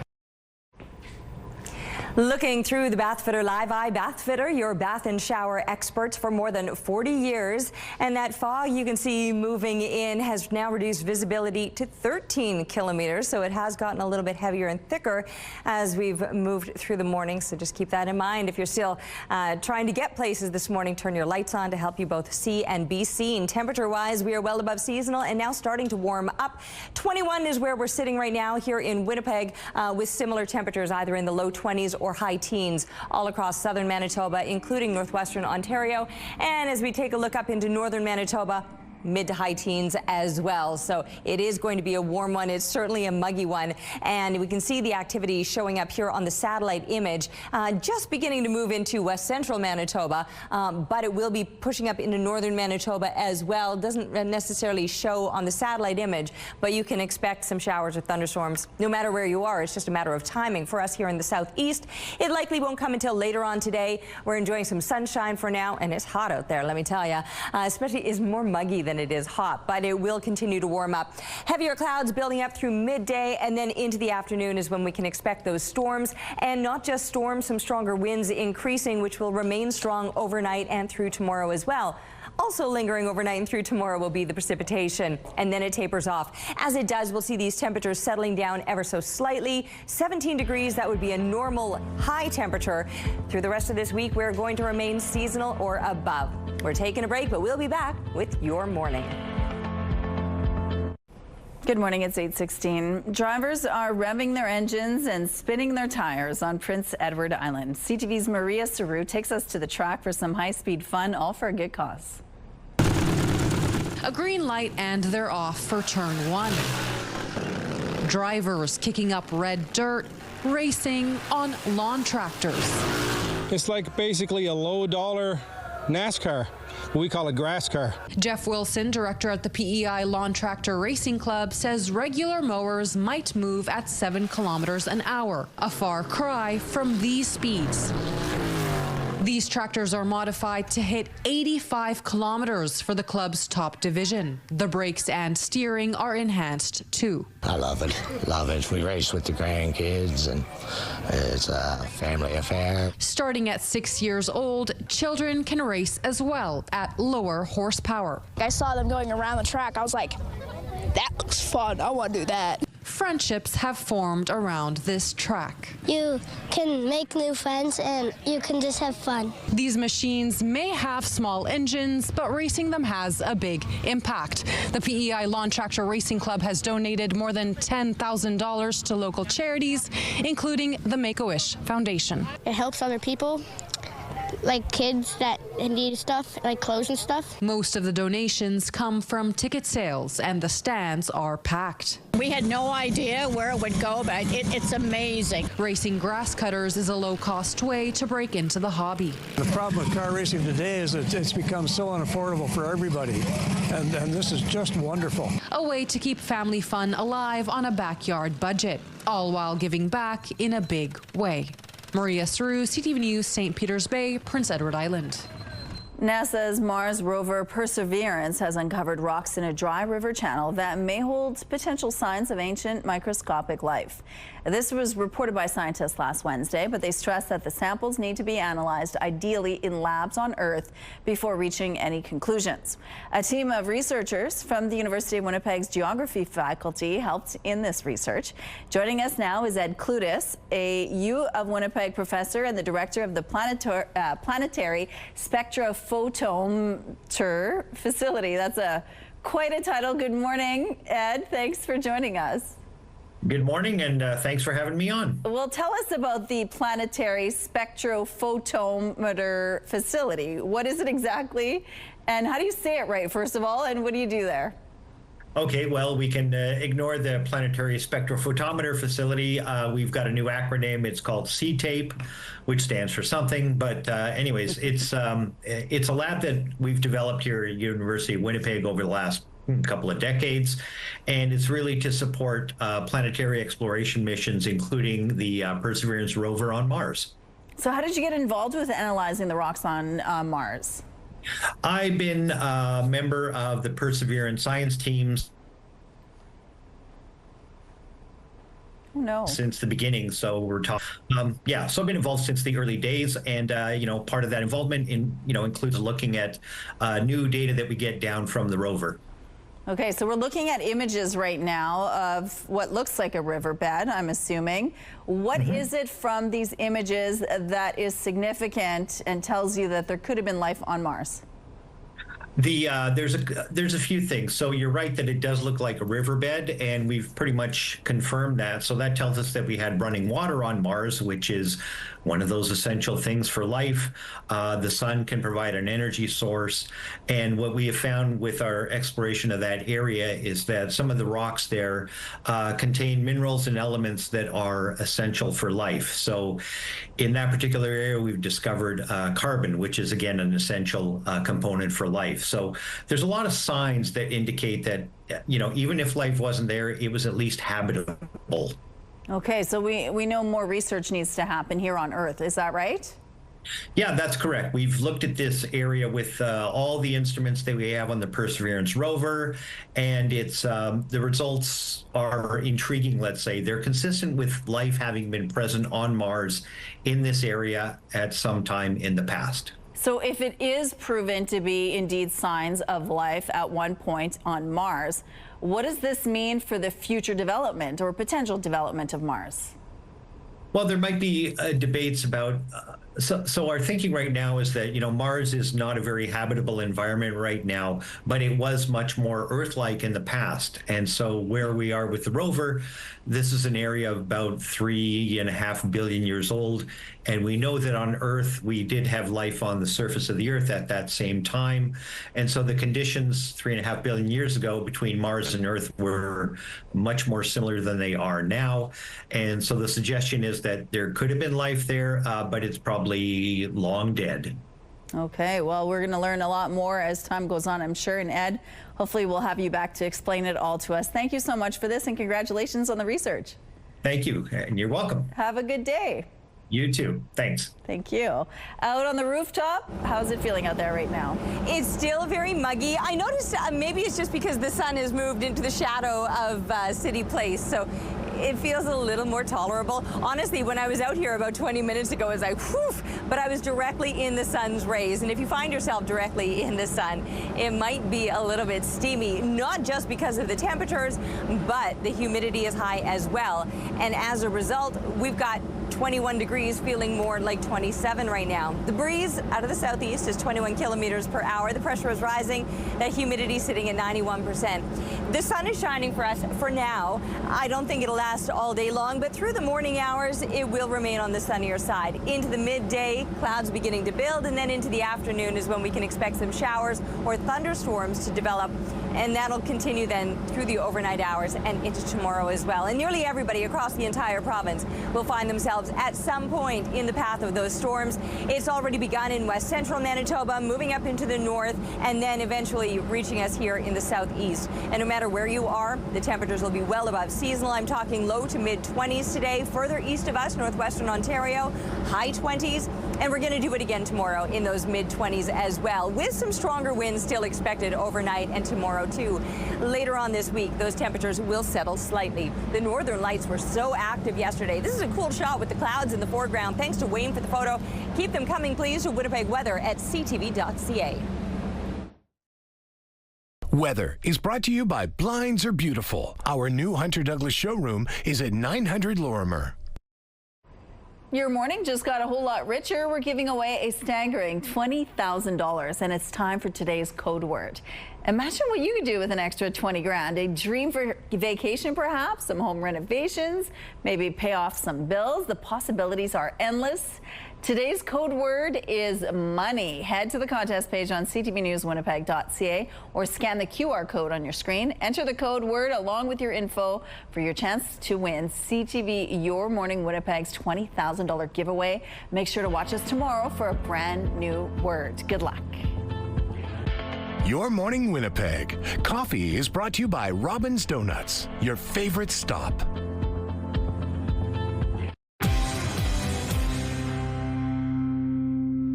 Believe it or not, there's still time to enjoy your garden. This is Get Growing. Ainsley, Carla once again. Let's talk about some of the options. Well, when we're dealing with the fall is the second season of gardening, and we're starting to get established. Just like our tulips getting in the garden, we're getting a jump ahead of our gardens for next year. But being at the garden center in the fall, you start to see the colors that you actually could enjoy that give you that season extension into it with the different colors. So the ones that we really kind of love are the sedums that are in through here, the sedums Autumn Joy.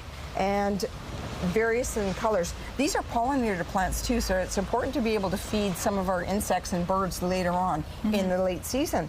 But when you're venturing into the sedum categories, there's such a variety of brightness to their blooms. They almost look like broccoli. Yeah. Right? Pretty that broccoli. effect that's on there. Right, even too, to stronger color tones within the sedum families. Now, when you're pairing things and you're thinking of fall, you look at even daylilies that have that warmer, richer tones. It's like, you know, it's like our fashion flips to different color tones. So your gaillardias and your heucheras take on that richness that is so welcoming for the fall garden. And of course, Parascova, long season extenders that give us that color that we can enjoy right through to the season. Now that you're comparing, I saw a maple leaf there for some reason. Maybe I'm just ultra Canadian. What's the best way to plant them then? When you're planting them, it's just getting them putting them into your garden with an established area. Always make sure that your garden is prepared. Make sure that your hole is open, deep enough and wide enough so that when you're planting it, you're adding in some bone meal to again start getting that roots going. You're not going to get a lot of upper growth at that time, but what you're going to do is get the roots anchored in the ground, established for next year. And people are already thinking about that. I can't even believe it. Well, fall gardening, they're going to say, why fall gardening? Well, you're able to see some spaces that you have into it, and B, there may be some areas that you may want to add different colors at different types of the season. We have blooming spring, blooming summer. Now, it's a perfect time to assess your backyard to see if you have color that extends into that last portion, which is your autumn. Speaking of color, though, this is stunning. Right? You're mixing color, you're mixing texture, and you're really getting the full piece of it all. That's what gardens are about, and this is when you're focusing on your perennial gardening. This is where you can do those accents. And if you're thinking about doing the trees and shrubs, you have to visit into the nursery portion of it, because there's a lot of trees and shrubs that will give you that redness or that deep yellows and oranges, which is really, really pretty. Well, you're going to have to come by St. Mary's Nursery and Garden Center to see it for yourself. Get Growing is brought to you by St. Mary's Nursery and Garden Center. Get a lush yard and garden thanks to expert advice from gardening professionals.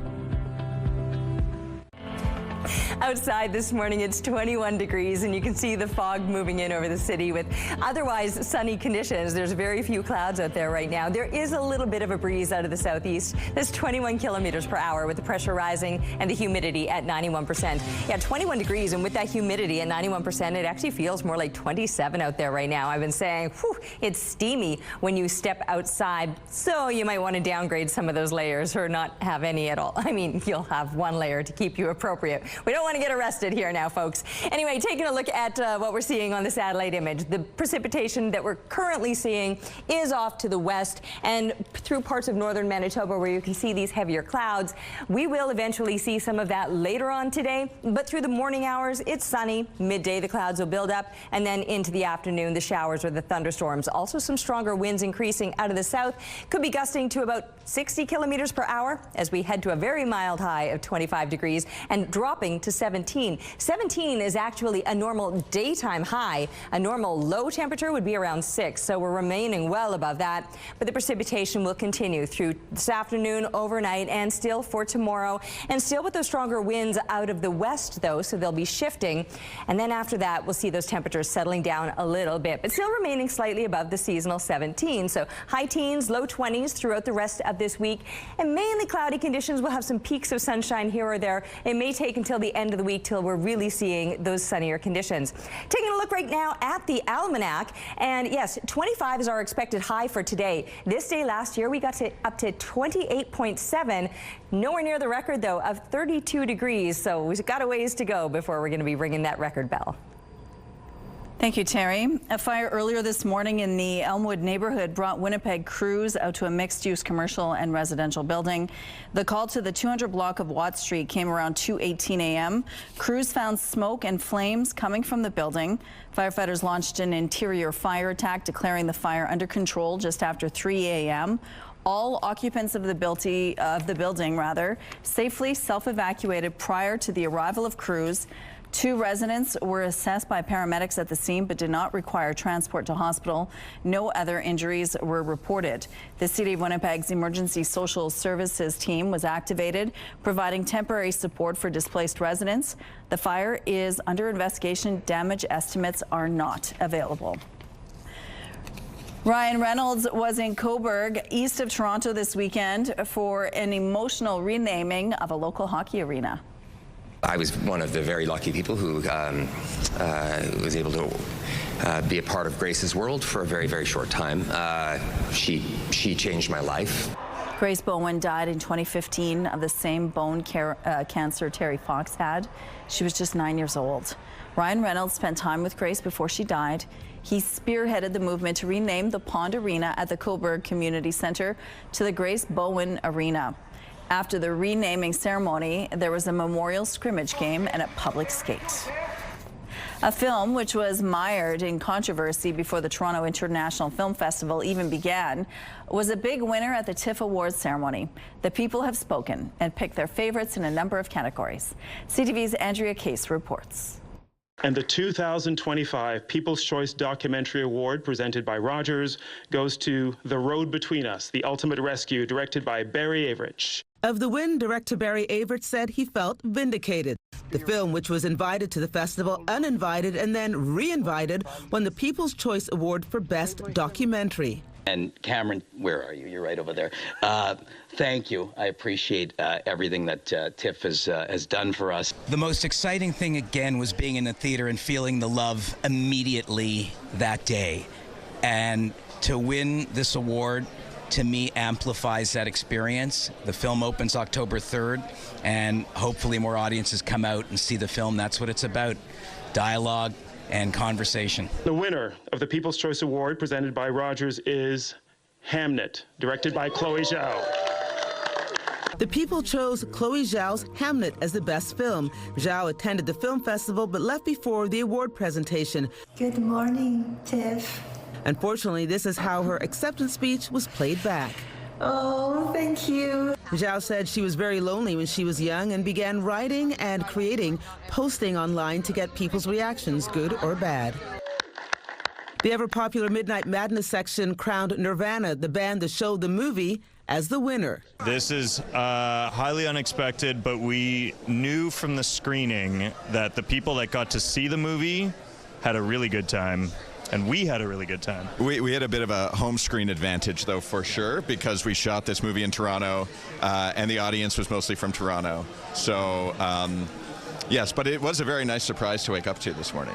The Best Canadian Feature Film Honorable Mention Award went to Min Suk Lee's There Are No Words, which tackles the subjects of race, domestic violence, and suicide. For TIFF to recognize There Are No Words in the Canadian Features category is a significant honor, not just for my mother, but for immigrant working class women around the world, and in Canada in particular, whose stories are often not part of the archives.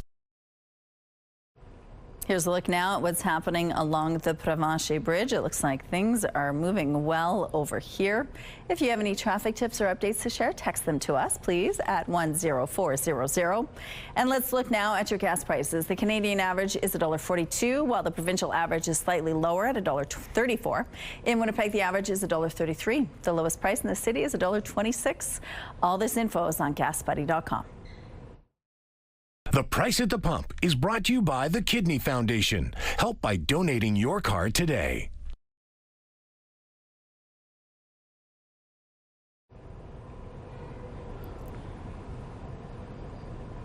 For our question of the day, we wanted to know, what do you think of our new look for your morning Winnipeg? Susan says, love the new look, very fresh and updated. Thank you, Susan. Dave T says, not overly impressed. I prefer using my whole TV screen to see your broadcast. My little TV is now a smaller viewable area to watch your awesome cast. Well, thanks, Dave.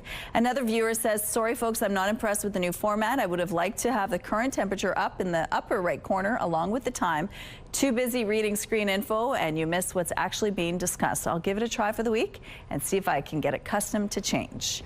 Amanda says, I find the new look too busy. There's too many things trying to take your attention, but like all things, we'll get used to it over time. And Suzanne says, love the new fresh look. Thank you to everyone for your responses. Let's go now to Ainsley McPhail, who is live right by the rail yard there. And it's all about Rail Safety Week this week. Yeah, Rochelle, and we're right into our rush hour right now. You missed the last train just by 40 seconds. It's all good. Sergeant Paul Lennon joins us once again. When it comes to Rail Safety Week, it's even about just the education piece, interacting with the community, which we actually saw you just doing with a young man on his way to school. So tell us about that component.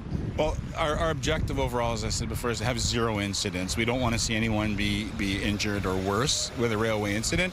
So education is absolutely the most important part of our job.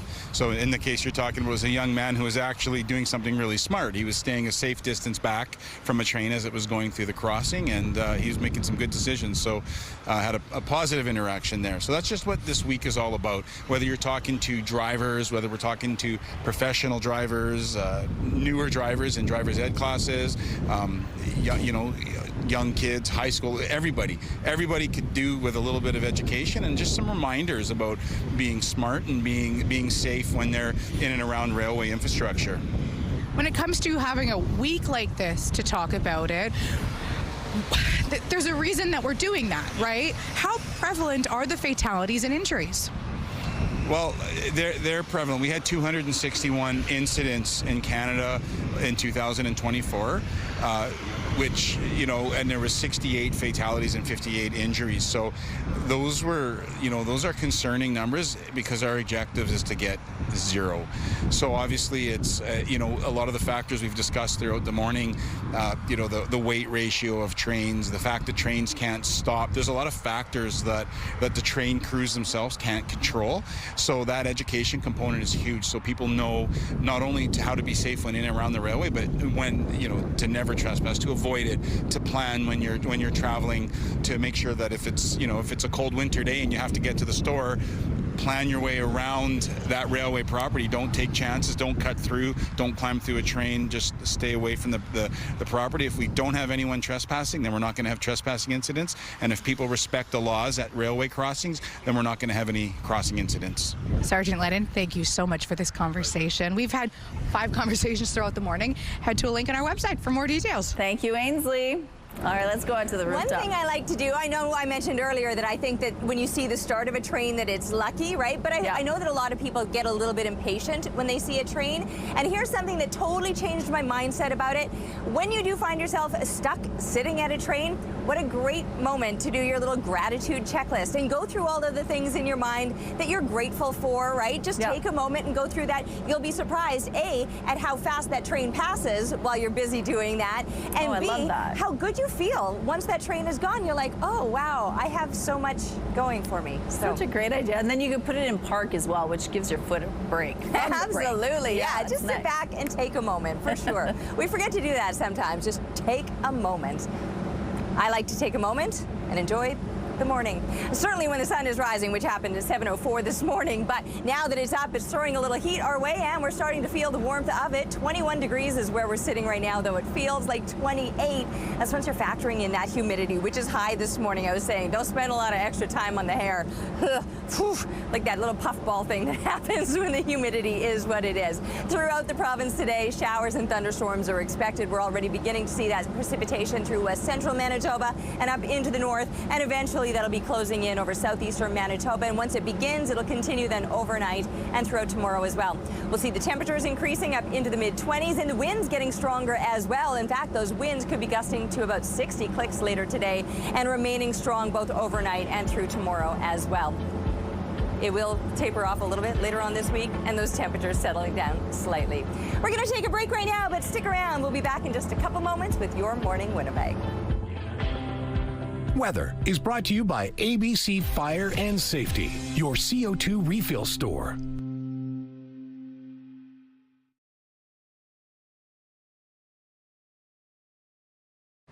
The Queer Film Festival Real Pride Winnipeg is back this year, and it features films from all around the world. The film festival has 12 short films and 9 features, and it's also giving out awards. Real Pride Winnipeg is celebrating its 40th anniversary this year.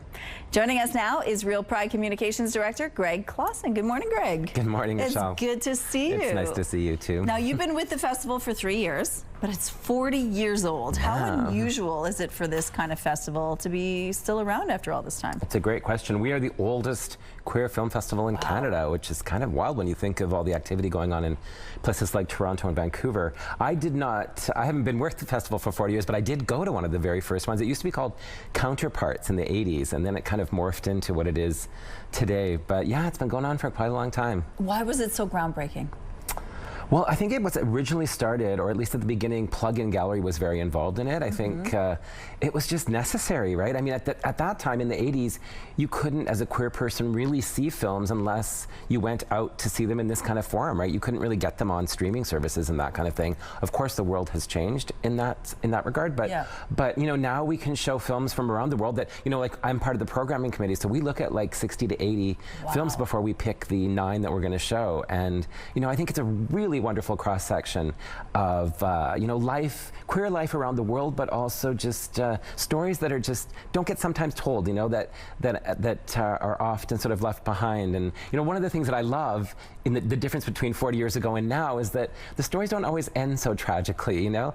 Like now there's actually a lot more joy. There's one film called Oddfish from Iceland where it's about 2 male friends who own a restaurant together, and then one of them comes out and says he's going to transition to be a woman, and it's about their friendship and how it sort of survives this fissure, and it's really, really beautiful and really soft and gentle. And I was just in Iceland, so for me it was like kind of cool to just watch this little village and pretend I was there. Yes, absolutely. And some of these stories are really important to tell as well, especially for those who, you know, maybe some of the younger generation that might be finding it's really politically, the climate isn't really friendly to many LGBTQ2S+ people right now. So how does this help guide them? Well, I think first of all, it provides a place for community to gather. And I've always felt that queer people need places other than just bars, which these days is definitely happening a lot more. It's a safe space for people to come and gather, I think. And it's also, intergenerationality is very important in my opinion, that people mingle from different generations and talk to each other, and we share experiences and people learn from each other. I think that's one thing that young people can really benefit from in this festival. There will be a lot of people my age or younger, slightly younger maybe, who have stories to tell, and that they'll learn from some of these films and from interacting with people in the lobby as well. It's a really, really wonderful vibe at the festival. It's lovely. Okay, so if someone wants to check this out, how do they do that? They can just go to realpride.ca. Yeah, and let me do one last plug. Sure. There's a Filipino film called Some Nights I Feel Like Walking. It's probably my favorite. It's Friday night at 9 o'clock. I can't really describe it. It's like an adventure that goes out of Manila, Philippines, into the countryside. It's about 4 street workers. It's just a wild, wild ride. Really? I've never seen anything like it. Really? Okay, and I'm really excited fun. by that. There's also Bulletproof, which is a film created by a Toronto lesbian, all about sort of the trope that we were sort of talking about, how lesbians always had to die at the end of films and at the end of TV shows in the 90s, right? So there's a lot of fun mixed in there as well. Not that the death part is fun, but the trope is fun. Right. So yeah, there's a wide mix. There's some documentaries, there's some features, a lot of joy, a lot of heartbreak, but everything. Good stories. It sounds lovely. Okay, so where can people check this out and what days? Yeah, so it opens on Wednesday and it closes on Sunday, actually, at the CMHR. It's at the Gas Station Theatre Wednesday to Saturday night. Okay. You can buy tickets at eventbrite.ca, and you can also just find out more information at realpride.ca. And this is our little brochure. Oh, perfect. It's really lovely. It's filled with all kinds of information that you need. I had a chance to look through it. Greg, it's good to see you. Thank you so much for sharing this. Thank you. And of course, if you want more information, we also have a link on our website. Yeah, that's cool that we've got the oldest festival. I had no idea. That is neat. Yeah, something that we can lay claim to. All right, looking outside, it is 21 degrees. It would be sunny if it weren't for that bit of fog that's making it look a little more whitewashed and perhaps affecting your visibility, especially if you're coming in from out of town or in some of those more outlying areas or the open areas. Visibility is reduced to about 13 kilometers, so just keep that in mind. Might slow you down a little bit. We got winds out of the southeast, 21 kilometers per hour. The pressure is rising. rising and the humidity sitting at 91%. 21 degrees, but it's feeling like 28, and it all has to do with that humidity. There's just that heaviness to the air this morning, and you're certainly going to notice that as soon as you step outside, and then the sun burning you on top of that. I know it's a little bit foggy, but then once that fog burns off, it is going to get hot today. Well, not hot, but it's going to feel warm. Like I said, it has to do with the heat and the humidity, and when heat and humidity combine, that is a recipe for storms, and we're certainly likely to see that. Right now, it's along that western border and up into northern Manitoba, where you can see the heavier clouds, but the precipitation never does read on our satellite image through the northern part of the province. But just trust me, there will be. Trust me, I promise. I've never been wrong before.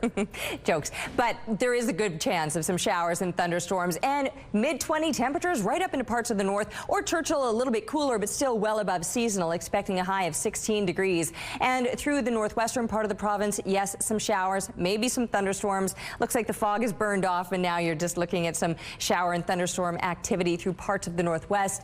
Here in the south, we might still have that fog, but it won't be long before it does burn off. And yes, the storms, they've already started through the south or west central Manitoba, but moving into the southwest and eventually into the southeast. Winds will also be increasing. I should mention that. Not only will the clouds build up and the storms move in, but those winds increasing and at times gusting to about 60 kilometers per hour. And further to the east of us, those hot temperatures are expected to be felt through much of northwestern Ontario.